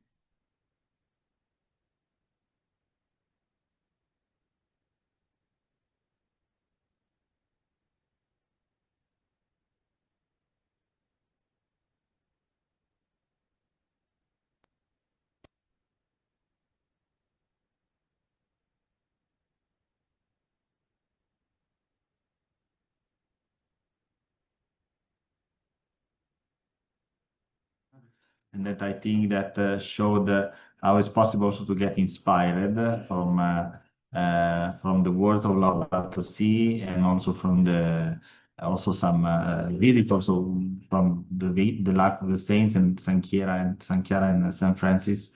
So we started with the Laudato Si. We came through science to the concept of One Health, and to the how we can connect One Health with the planetary health and One Health framework. But it's important also to give international audience and international vision towards this action that we discussed before. And we started the next and last panel of this session properly inviting Cristina Romanelli from WHO to connect a little bit the Assisi worldwide, also with the mandate of an agency that is making One Health, of course, its mission. Cristina Romanelli, thank you very much for being with us. It's a pleasure and an honor to have you here. I give the floor to you because I think that your contribution is essential to this table, and we are very pleased to have you here with us. Thank you very much, Cristina. The floor is yours. Grazie mille, Domenico. Buonasera a tutti. Good evening, everyone, and thank you sincerely for this invitation. It's been such a treat to hear the presentations this afternoon, and such a pleasure to join you from the WHO Department of Environment, Climate Change, One Health, and Migration, where I am the Biodiversity, Climate, and Health focal point. And, you know, I have to say it's especially meaningful to me to join you today because Assisi is very close to home for me, both geographically and personally, as I'm currently in and from the neighboring Marche region. So it's admittedly difficult not to be physically present today, not only because of the importance of this conversation on One Health, in which I've had my heart and soul poured into over the past few decades, but because these places are also a part of my own story. And of course, Assisi, as we've heard, carries such a symbolic meaning that resonates far beyond Italy itself, right? Particularly through the enduring vision of Laudato Si and integral ecology. So while a recent leg injury unfortunately prevents me from being there with you in person, perhaps there's also something meaningful in speaking across distances today, because many of the themes we're discussing are themselves about reconnecting what modern systems have separated. So reconnecting people with nature, health with ecology, technology with ethics, and a governance with solidarity. And, you know, just maybe there is actually no more appropriate place than Assisi to reflect on these very questions. So, you know, the vision of integral ecology and Laudato Si that was so eloquently exposed by other speakers was never really an environmental call to action, or never only an environmental call to action, to say the least. It was a profound challenge to the fragmentation of modern thinking itself that defines the world that we live in. It reminds us that the greatest global challenges that we face today, whether those be climate change, biodiversity loss, pollution, social exclusion, poverty, conflict, geopolitical instability, and ill health, they're not isolated crises. They're deeply interconnected ecological, social, and economic crises. And ultimately, they're manifestations of that same systemic imbalance. At the World Health Organization, this understanding increasingly resonates with integrated approaches like the One Health approach, like the planetary health approach. And the definition that was adopted by the One Health high-level expert panel, it was actually designed by the One Health high-level expert panel that advises the quadripartite agencies. So 4 UN agencies, the WHO, the Food and Agriculture Organization, UN Environment Program, and the World Organization for Animal Health. Well, that definition reminds us that One Health is actually an integrated and unifying approach that aims to sustainably balance and optimize the health of people, animals, plants, and ecosystems. And what's particularly important about this definition is that it doesn't stop at human health. It explicitly recognizes that interdependence of essentially all life on Earth. And this matters enormously. Why? Because for too long, health systems were designed primarily to react to disease after harm had already occurred. But today, science is telling us something so much deeper. Many of the greatest health risks that I've just enumerated in this 21st, and that really essentially define this 21st century, are being generated upstream through ecological disruption itself. And this is where I think integral ecology and One Health begin to converge in really powerful ways. Because that evidence that we have is actually overwhelming. Let's take, for example, the Intergovernmental Science Policy Platform for Biodiversity and Ecosystem Services, so the IPCC for biodiversity. It released at the end of last year what we know as a nexus assessment. And that report clearly demonstrates what we already knew, right? That biodiversity underpins food systems and water regulation and climate resilience and pollination and soil fertility, disease regulation, nutrition, mental health, etc. And each of these are deeply interconnected and mutually reinforcing.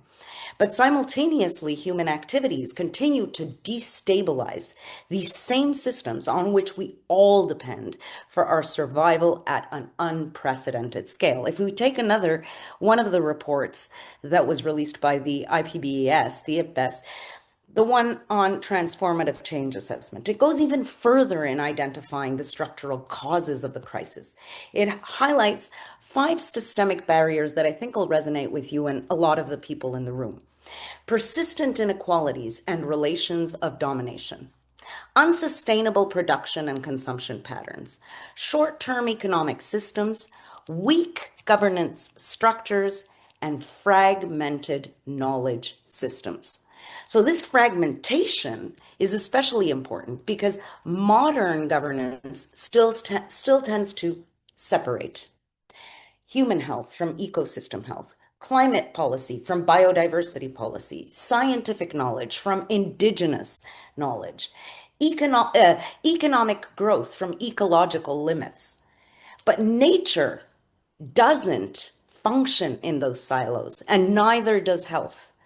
Today, approximately 70% of emerging infectious diseases are zoonotic, and they originate at the animal environment interface. We're already seeing the consequences globally that are being exacerbated by climate change and ecosystem degradation. Let's think of the spread of dengue into regions where it was previously rare, the expansion of tick-borne diseases across Europe, the resurgence of cholera in countries affected by climate-related flooding and water insecurity, including Sudan, South Sudan, Haiti, and increasing concern globally around avian influenza transmission in both wild and domestic animal populations. Like even right here in Italy, we're witnessing how ecological and climatic changes are reshaping infectious disease dynamics. For example, in recent years, outbreaks of West Nile virus, dengue, chikungunya have expanded into parts of Europe that were previously considered low risk, reflecting how these warming temperatures, vector ecology, mobility, and ecosystem disruption are increasingly interconnected. I mean, if we think about it, and these are actually conservative figures, climate change alone is projected by WHO to cause approximately 250,000 additional deaths annually between 2030 and 2050 from malnutrition, from malaria, from diarrheal disease, from heat stress. And at the same time, biodiversity loss is reducing ecosystem resilience precisely at a moment in time when humanity really depends on it most. I mean, we don't necessarily always think about those services that nature provides, how forests regulate rainfall and disease dynamics, how wetlands filter water and buffer floods, how mangroves reduce storm surges and store carbon, or healthy soils influence nutrition, microbial diversity, and food security. So as I was saying before, these aren't separate issues. This is public health infrastructure. We were hearing about the Brazilian Amazon before, right? One of the speakers was talking about the Brazilian Amazon. In the Brazilian Amazon, there was also recent research that found even once a 1% increase in deforestation monthly can correspond to as much as 6% rise in malaria cases in the months that follow. This is such a powerful reminder that climate change, land use change, deforestation are both deeply environmental issues, but also very much public health ones. And yet, as we heard, our economies often continue to value extraction more than protection, short-term growth more than long-term resilience. As Rita, I believe her name was, I hope not to get it wrong, was so eloquently describing earlier today. And those economic dimensions are equally striking. Adding to those that Rita already mentioned, the assessments of the IPBES estimate that achieving transformative change can require between $300 billion and $1 trillion annually in additional investment. That sounds enormous in financial terms, doesn't it? Of course it does. Until we remember that COVID-19 alone, one disease, COVID-19 alone, cost the global economy several trillions of dollars within a very short period of time. So that economic transformation that humanizes and prevents disease isn't only economically rational, it's also ethically necessary. And at the same time, I want to go back on one of the points that one of the speakers, I believe it was Javier, brought in so powerfully and so eloquently, and that's that of Indigenous peoples. You know, so many Indigenous peoples and traditional knowledge systems have understood these connections for generations. As he noted earlier, we've given this more integrated way of working under the banner of One Health, Eco Health, Planetary Health over the past few decades in policy spaces. But Indigenous peoples have held these holistic visions of health over millennia. We have so much to learn from that. And this is where I also believe integral ecology can become especially powerful. Because integral ecology asks us not only to manage ecosystem differently, but to think about the relationships themselves, right? Those relationships between people and nature, between present and future generations, between local and global, between knowledge and responsibility, and between rights and stewardship. So like that definition of health that we heard before, you had kindly brought it to our attention, Domenico. That was great. So thank you for doing that. Which was also adopted by WHO. Indigenous worldviews also understand health not as the absence of disease, but as relational balance, right? Between people, territories, waters, food systems, community, spirituality, land. And this perspective increasingly aligns with what system science is now itself demonstrating. At WHO, it's becoming increasingly relevant in our work on biodiversity, on climate change, on traditional knowledge systems, traditional medicine, One Health. But this work, we realize and we understand, also requires humility and solidarity, because respectful engagement with Indigenous peoples can't become another extractive process disguised as inclusion, right? That sharing of traditional knowledge carries rights, it carries responsibilities, it carries governance systems, it carries custodianship. So in today's event, we're speaking about moving from ecological conversion to action. And I genuinely want to emphasize how critical that is at a local scale, at a national scale, at a global scale. Because ecological conversion can't remain purely symbolic or personal. 1 in every 4 people die premature deaths because of preventable environmental factors. These are not factors we can afford to ignore any longer. It's also so bearing that in mind, it also has to become institutional. It has to become embedded in our economic systems, in our political systems. And it has to translate into action, not action in some distant, remote future, action right now, because we've wasted way too much time. But what does that mean? What does that mean? It means rethinking. It means rethinking how we're designing cities. It means rethinking how we're producing food. It means rethinking how we measure prosperity, wealth, how we govern technology, which which is a slippery slope. How we are educating future scientists and policymakers, and how we finance health and development.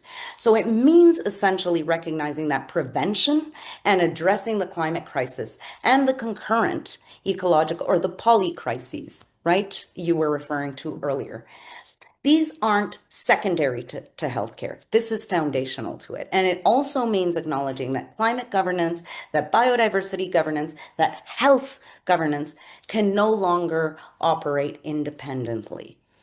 We're seeing this convergence reflected internationally. We saw this at the I believe it was the 4th International One Health conference that was held in Rome. We've also seen it at the One Health Summit held in Lyon this April, which was convened by the government of France, actually. And one of the key discussions within that focused precisely on the need to reconnect environmental stewardship with prevention, with climate resilience, with health governance through these integrated or holistic One Health, planetary health approaches. And what emerged, I think, clearly from those discussions was that fragmented responses are no longer sufficient for the scale of the crisis that we face. Science, policy, ecology, and public health, we have to move together.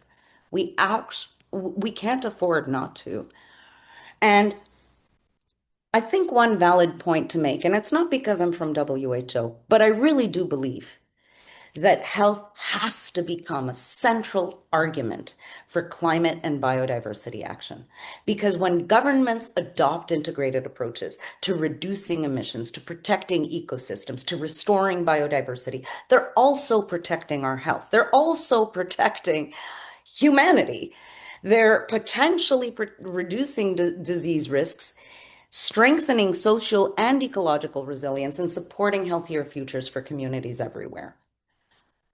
So things like the upcoming COP31, the biodiversity COP processes, the pandemic agreement discussions, and One Health implementation, these are all increasingly converging around that same fundamental realization that human health and well-being actually depend on ecological stability. And I think just to close, because I know I can speak for hours, but I'm not going to do it. But Allow me just to close very briefly by returning to Assisi.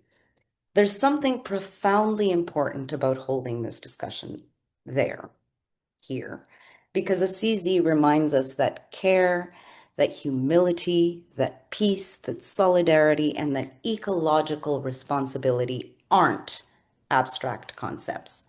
And maybe that's ultimately the deeper meaning of both integral ecology and One Health. The recognition, ultimately, that resilience emerges from building relationships and partnerships. Science increasingly confirms what so many philosophical and spiritual traditions have long understood. Systems survive through diversity, through reciprocity, through interdependence.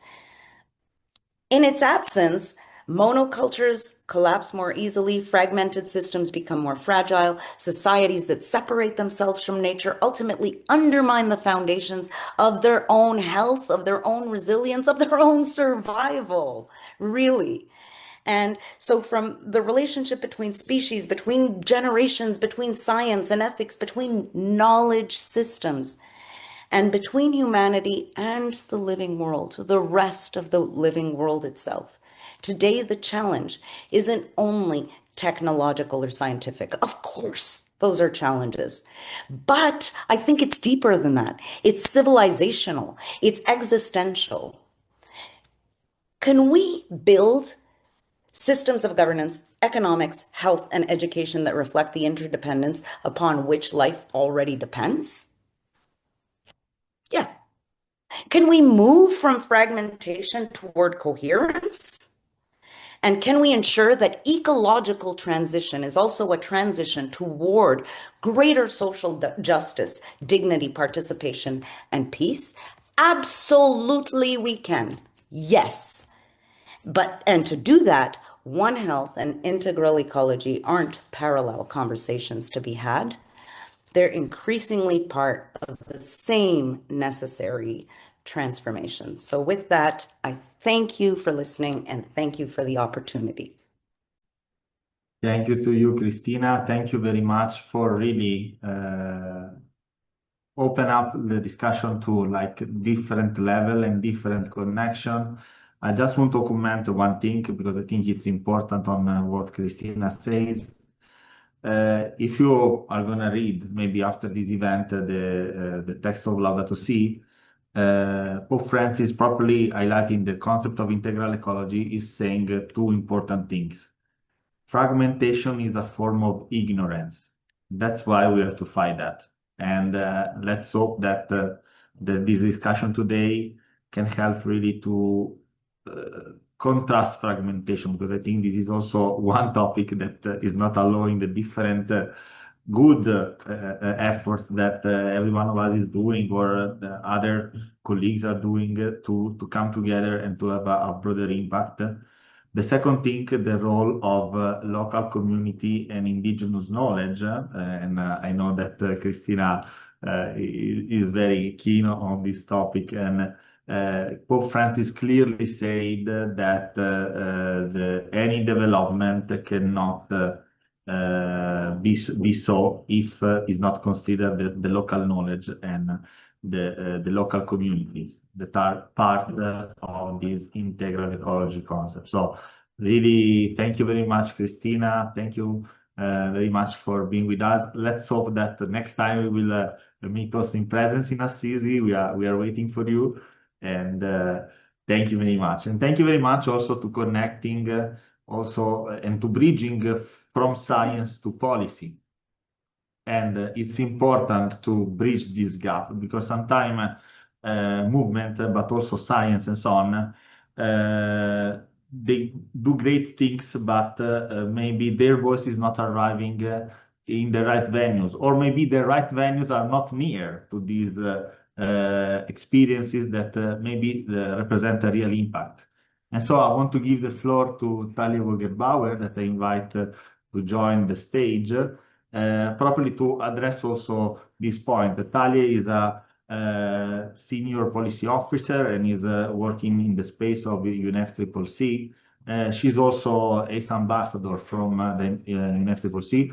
For the ones that doesn't know, ACE is a part of the Paris Agreement. We were mentioning Paris Agreement that is properly dealing with the action for climate empowerment. And so, Talia, thank you very much for being with us. And I'll give you the floor properly to try to understand how to bridge the gap, or also to in deep this discussion we started now. Thank you very much.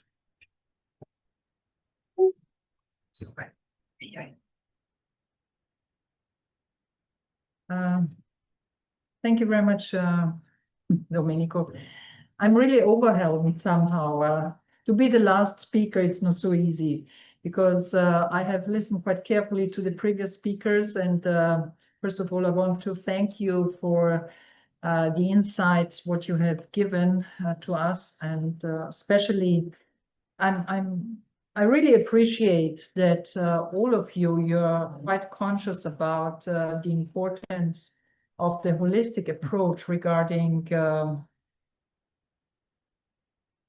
finding solutions regarding the challenges, what we face nowadays, especially on climate change, on protection of environment, of becoming more resilient to all these kinds of crises you have mentioned before. I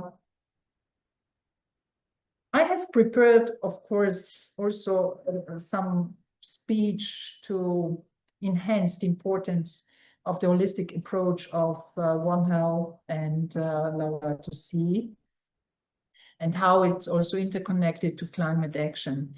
But as I do it usually, I will change it a little bit and respond to that what I have already heard, because I can only echo that what you have already said.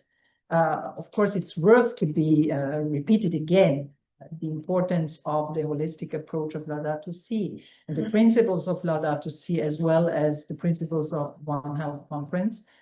But I think there is no need that I convince you, because frankly spoken, it was also not even necessary to convince me.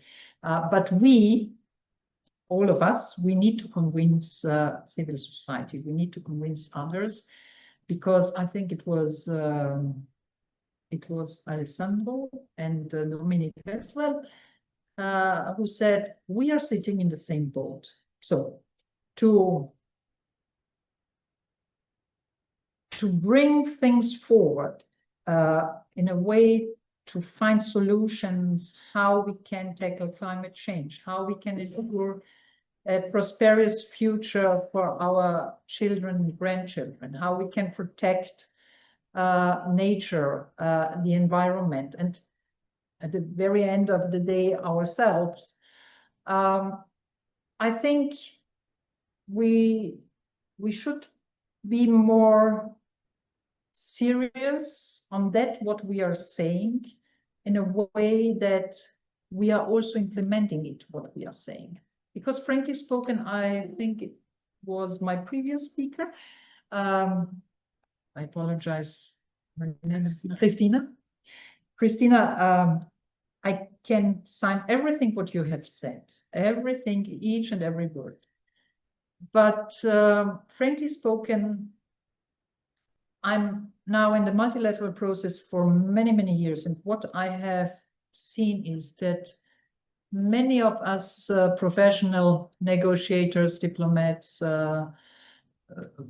decision makers who are probably in the field of the multilateral process, yes, we always find very nice words.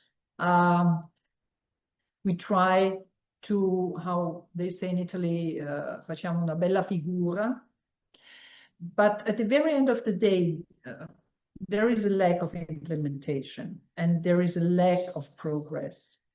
And therefore, I think the most important thing what we should aim for is to get rid of the hypocrisy that exists nowadays, not only in politics, in the national politics, but also on an international level, but also within the multilateral system and within UN organizations. Apologies that I'm so frank, but I think sometimes it's also necessary to be a little bit, not rude, but to be frank. And therefore, I want to start with my last words, what I have prepared for my speech. It was a call to action. And our last sentence would have been, the future will not be shaped only by policies negotiated in the conference rooms, but by citizens empowered to act in every classroom, every community, and every nation.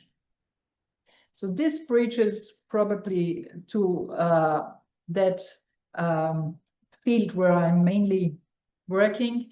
It's Action for Climate Empowerment. This is part of the Paris Agreement, and it's about education, it's about training, it's about public participation, it's about public information, and international cooperation. And I think the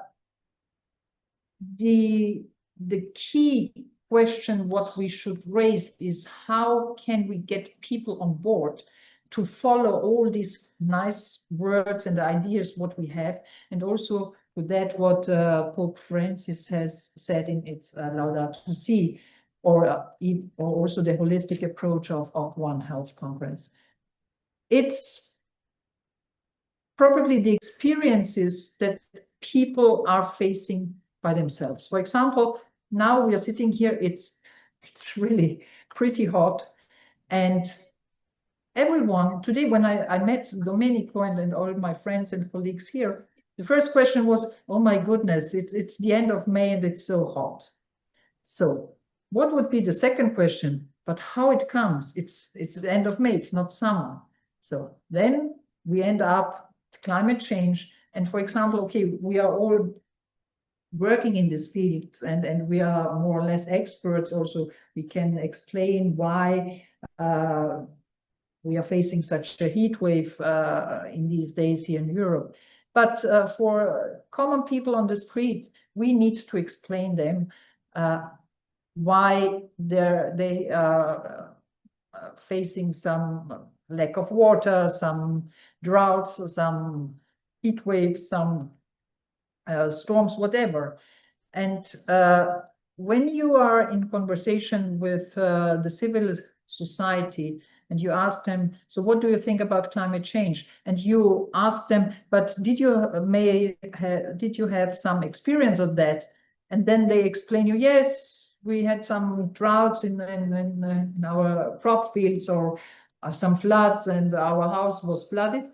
So then you can continue to convince them that we have to take measures to combat climate change. So it's probably a very practical approach to contribute to find solutions on how tackling climate change and its consequences. But it's not only on climate change, it's also, of course, of the protection of our environment, it's about food security, and all those issues that you have, my previous speakers have already mentioned and brought up this afternoon. I would like also to bring one example of Austria's commitment to action for climate empowerment, because Austria translates this into comprehensive climate education programs in schools, for example, in community engagement initiatives, and support for innovative projects that link climate action with health outcomes. These efforts recognize that knowledge is power, and informed communities are essential for sustainable change. Here, the spirit of Laudato Si inspires us to see education not only as a transfer of knowledge, but also as a cultivation of care for the planet and all its inhabitants. Moreover, Austria's ACE initiatives prioritize multi-stakeholder cooperation, uniting government, academia, civil society, and private sector. And by the way, I would also like to enhance that from my personal perspective. NGOs are much more active in implementing these kind of things to engage in adaptation, in informing people, in trying to find solutions to tackle the consequences of the impacts of climate change. And we, as the so-called official part, we are too slow, frankly spoken, in doing the same things and making also the right decisions and laws that are probably necessary to be made. A very concrete example also of Austria's participatory path is the so-called Citizen Climate Assembly. In German, it's Klimarat. It was a commitment of Austria to inclusive climate governance, and it's exemplified by this council of Bürgerinnen, of citizens. It was inspired by similar initiatives in Ireland and France. And the so-called Klimarat was launched in 2022 by the Federal Ministry for Climate to involve actively citizens in shaping national climate policy. So it was like that 100 citizens were selected at random, yet in a statistically representative manner, reflecting Austria's diversity in terms of age, gender, education, and regional background. Over 6 weekends between January and June 2022, they participated in professionally moderated sessions informed by leading scientists, social researchers, and policy experts. The result was 93 concrete policy recommendations across 6 central areas: mobility, food and agriculture, housing and construction, energy, consumption and circular economy, and social justice and participation. Now, the final report was submitted to the federal government, and several of the recommendations have already influenced ongoing legislative processes and national energy and the climate plan. But, and now comes the big but, I have to be also honest, concretely, only 6 from 93, only 6 recommendations have been implemented so far. So what does that mean? Yes, citizens are engaged, they want to contribute, but we as the so-called official level, the political level, we really have to do our homework, and we have to do more. What this Citizens Climate Assembly especially makes relevant to the One Health, it is that its emphasis on the co-benefits. Sustainable mobility improves air quality. Food system transformation enhances nutrition and biodiversity. The social fairness protects vulnerable communities from health inequalities. This participatory, ethically grounded approach resonates with the values articulated in Laudato Si. It reminds us that citizen engagement is not only strategic, but a moral imperative. And I can sign that, what it says. Much more successfully was the Austria's integrated approach to climate and health, a One Health perspective. It also pursues a holistic approach in the fields of environment and public health, increasingly focusing on the intersection of climate protection, public health, and ecological sustainability. Also an approach that is particularly relevant in the spirit of One Health and inspired by Laudato Si. So it's, first of all, it's the climate change adaptation strategy, The objective is to reduce climate-related health risks, such as those arising from heat, emerging pathogens, and air pollutions.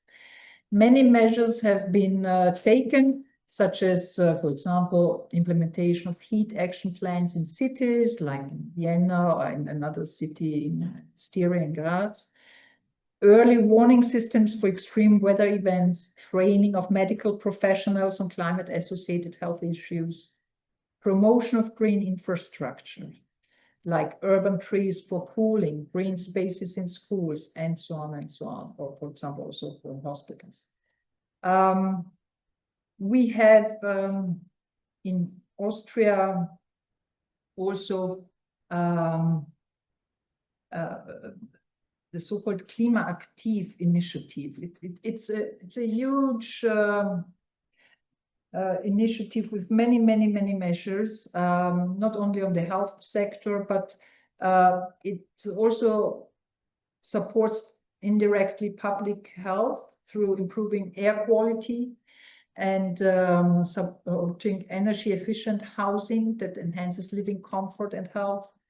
The programs on sustainable food and agriculture, focusing on pesticide reduction, biodiversity, and animal welfare.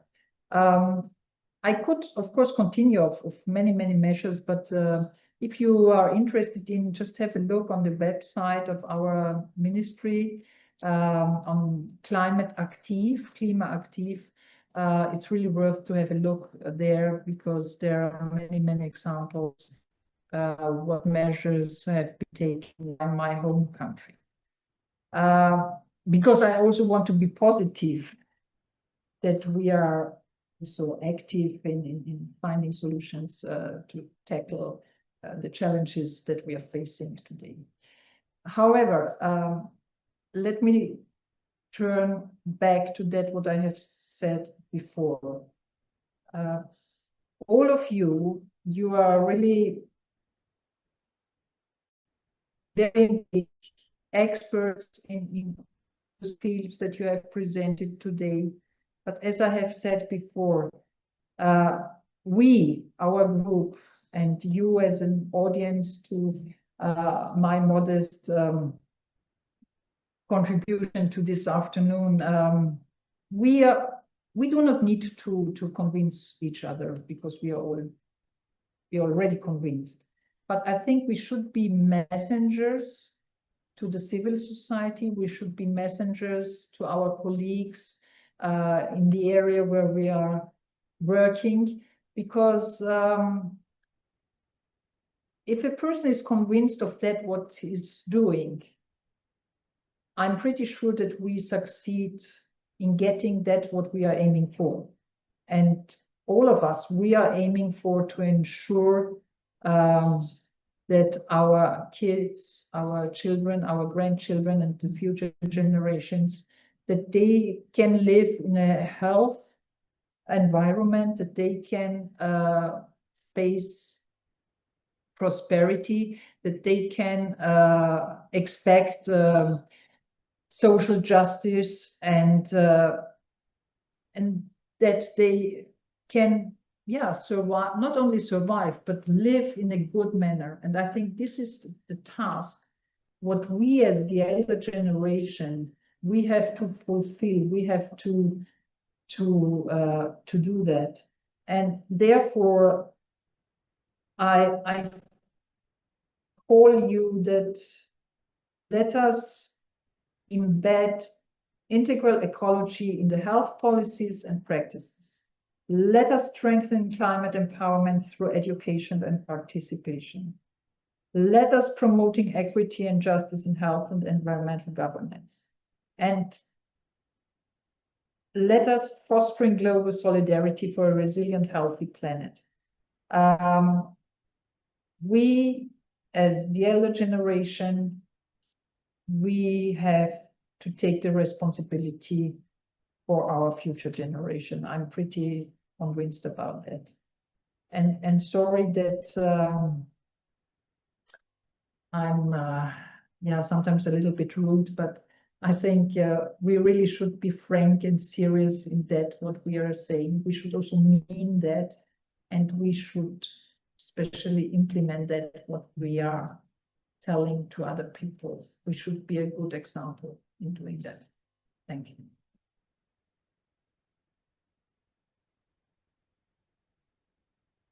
Thank you very much, Talia. Thank you very much for your words that I think I will not judge rude, but I will judge true. And that means that we have to open the eyes on the trust and then, of course, act.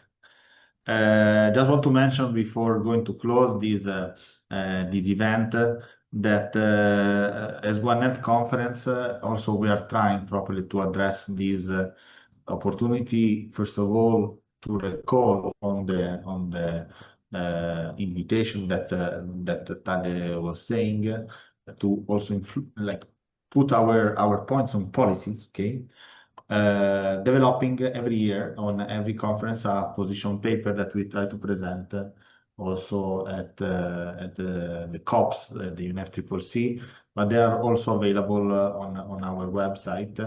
Probably because we think that, as you said, Italia, it's important to, as expert, as civil society, to try to influence these policies and try to arrive also to the decision maker and so on. And so we take also your invitation for the next position papers that you're going to develop in for 2026.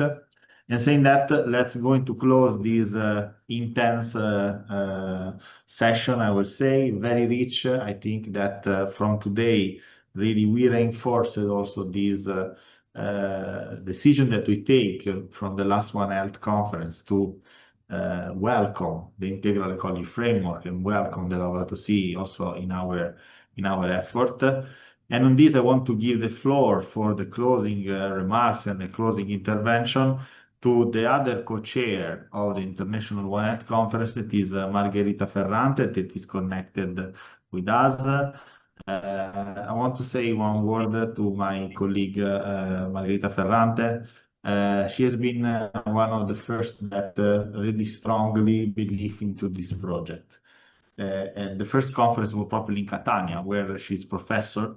And really, thank you very much, Margherita, for joining us, and thank you very much for this journey together that we are having also here. So the floor is yours.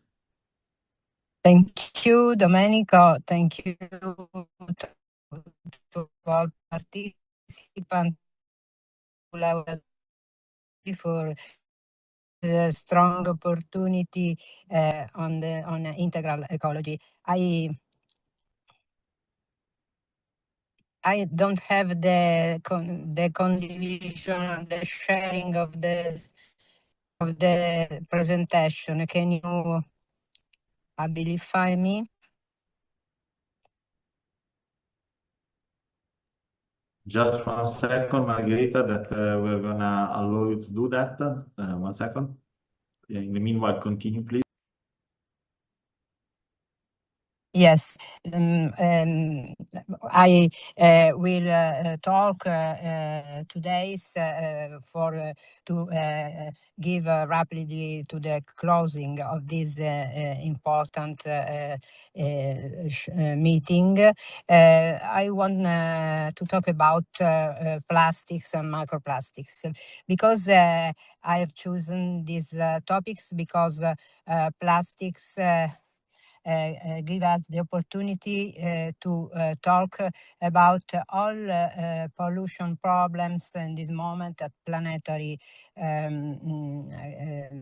dimension, and also to share the critical point that we have in the climate change action. I talk about this problem because microplastics and plastics offer us One-Health approach on the dimension of pollution, planetary pollution, and climate change. In fact, plastics are ever more produced in the world, and the plastic industry is the industry that are the most pollutant industry in this moment in the planet, and plastic consumption are increasing in the time.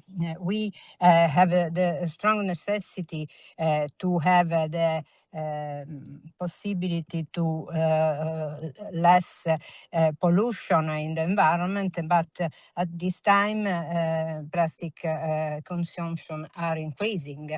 The marine pollution is a very critical topic in our country, especially because we have approximately 8,300 kilometers of coastline, and its central location in the Mediterranean is constantly at risk of marine pollution from hydrocarbon, toxic chemical, primarily from intense marine traffic and for shore or drilling platform, but also for the discharge, the waste management that is bad conducted, but also to the pollution of the wastewater that often are in the environment are made without programmation and without treatment properly treatment plants. So we have a great impact in the environment. We have the aisles of plastics that are in all sea at this moment.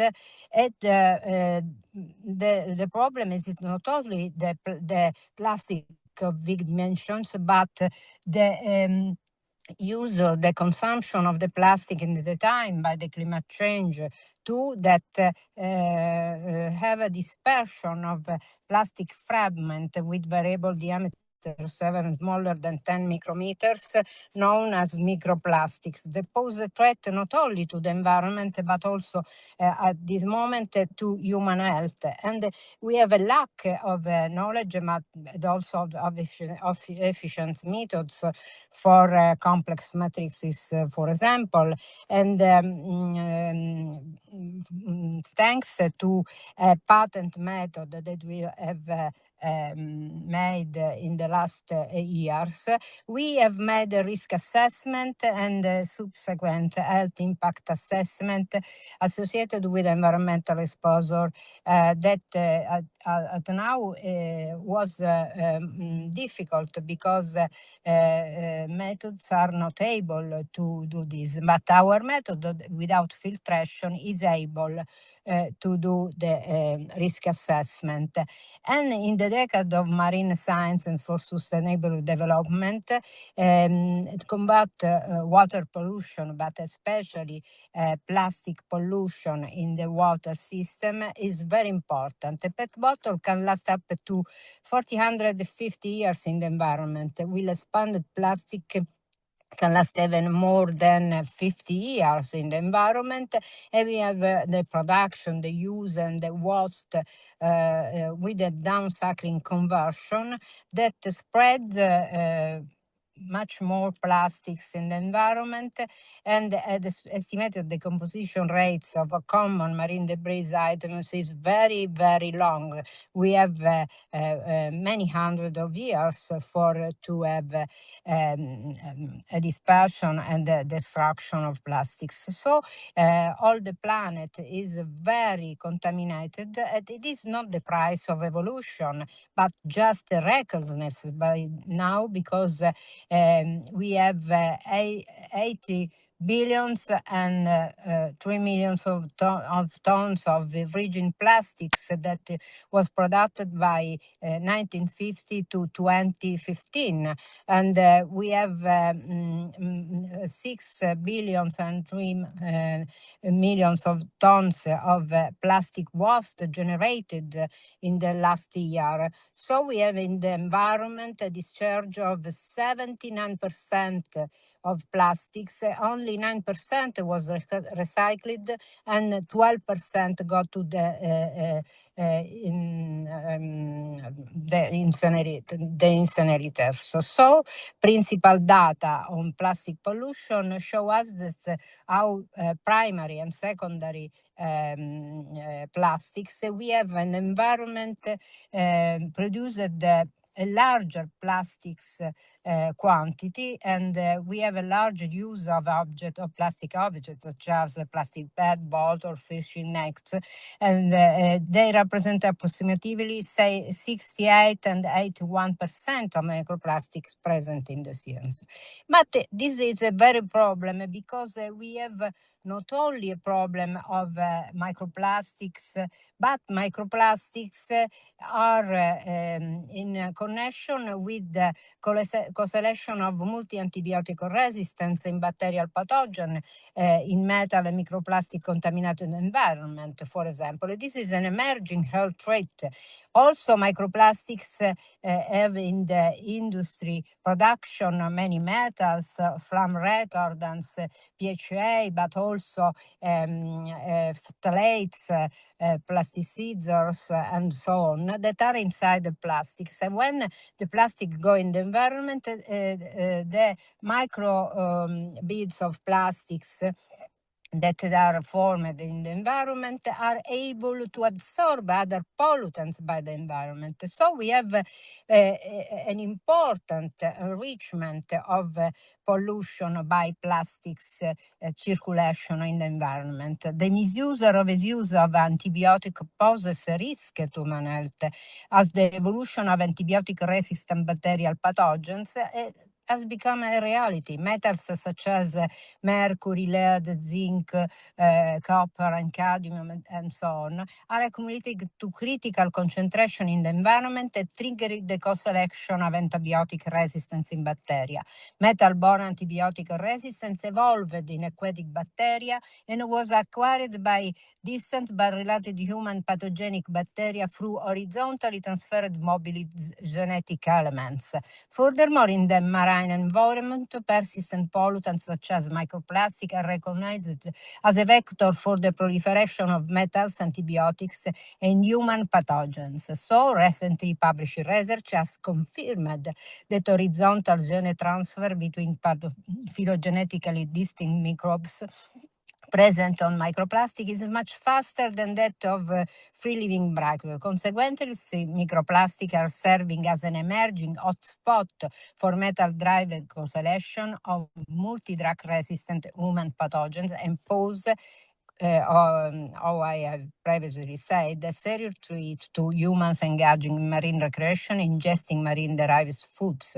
Therefore, the marine environment co-polluted by metals, antibiotics, and human pathogen, along with microplastic, poses an emerging global health threat. And so the OMS and other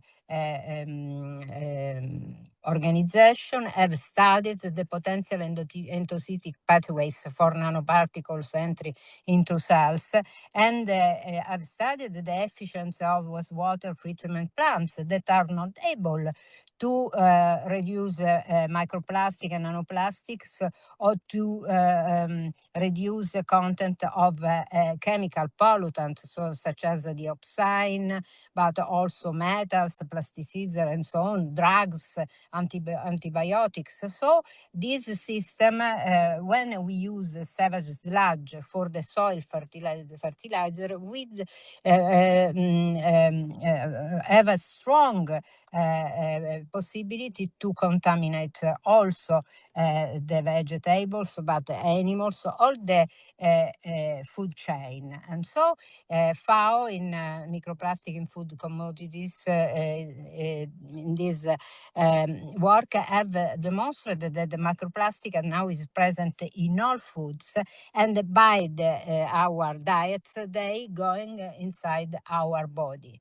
With our method, we have studied microplastics, and I've seen that microplastic are able to give a problem to the view. For example, in zebrafish that has become has going blindness, and then they have died. But also Mytilus galloprovincialis that has become sterile with the plastic exposition. But we studied microplastic in fish, and some problem in fish when the microplastic are inside, not only in the gut of the fishes, but the plastic are able to go inside the fillet of the fish that we are feeding. And the same in vegetables. We are microplastics, we are tried microplastic in fruits, vegetables, and have calculated the daily intake.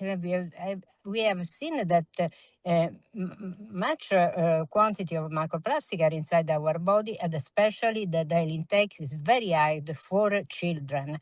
And this has posed the possibility for us to study in vitro and in a case control studies all other diseases, for example, neurological disease, but also bowel disease, but also colorectal cancer and depression in the peoples, but also dialyzed people that have much quantity of microplastic inside their body. And we have demonstrated the microplastic have an inflammatory effect, the possibility to go to the infertility and obesogenic effect. And nature title, but are microplastic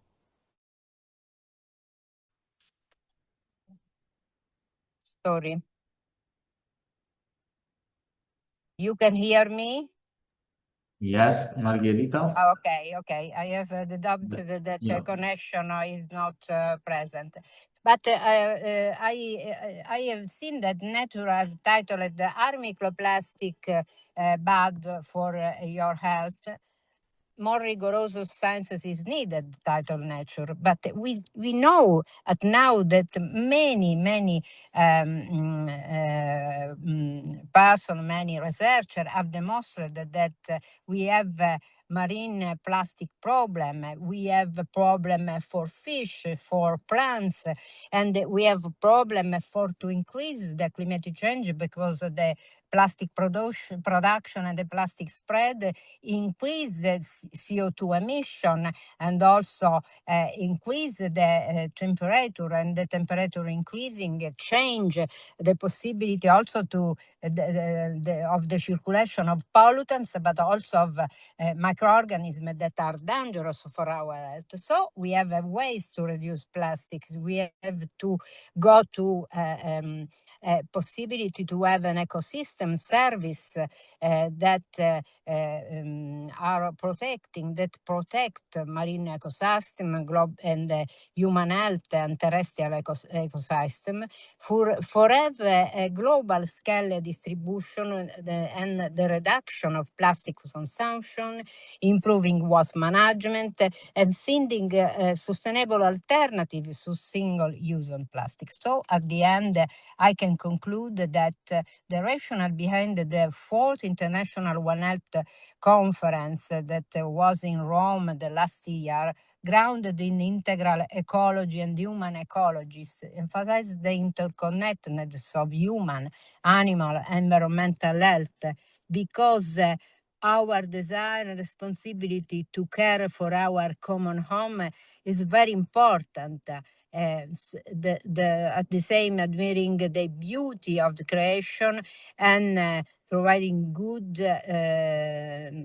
and the creator, but also the relationship between working for the common good, for our global family, and creating for our common home is inseparable. And the conscience also of the decision are make in our life each day. We have the ability to break the chain of destruction and we work toward a sustainable future. The ways in which we treat offshore and all aspects of creation should reflect our relationship with good and the creator, and consciously considering intergenerational solidarity should be at the heart of all our decisions. Our environment must be preserved for future generations. So integral ecology says this everything is connected. And so Pope Francesco has said that we at our little, we will help make our common home more habitable and more supportive, more cared for, and a home where no one is rejected or excluded, but where we all enjoy the goods necessary to live and grow in dignity. And for this, I think that we have pay much attention to the ethics. We have to stimulate, to create in our children, in our guys, in our population, more ethics and more desire to do. Thank you very much. Sorry for the presentation. I have I don't share the presentation because it is not able to do, but I hope that the conclusion are good at the same. Was wonderful. Thank you, Margherita. Really, also thank you for reminding of the common good. That is also something that we have to tend to care, as we were mentioning, also when we are doing our research. So the last words is that we are waiting to you in Tunisia for the 5th International Conference. The call for abstract is open, so we are very keen to receive your contribution if you would like. Thank you very much to all the speakers. Thank you to the Centro Laudato Si for hosting us. And with that, I think we can close our event and wish you everyone a good day, evening, and rest of the day. Thank you very much for staying with us, and let's continue to take care of our planet, because as so we can take care also of us. Thank you very much. Thank you. Thank you. Thank you. Bye-bye. Thank you. Bye-bye.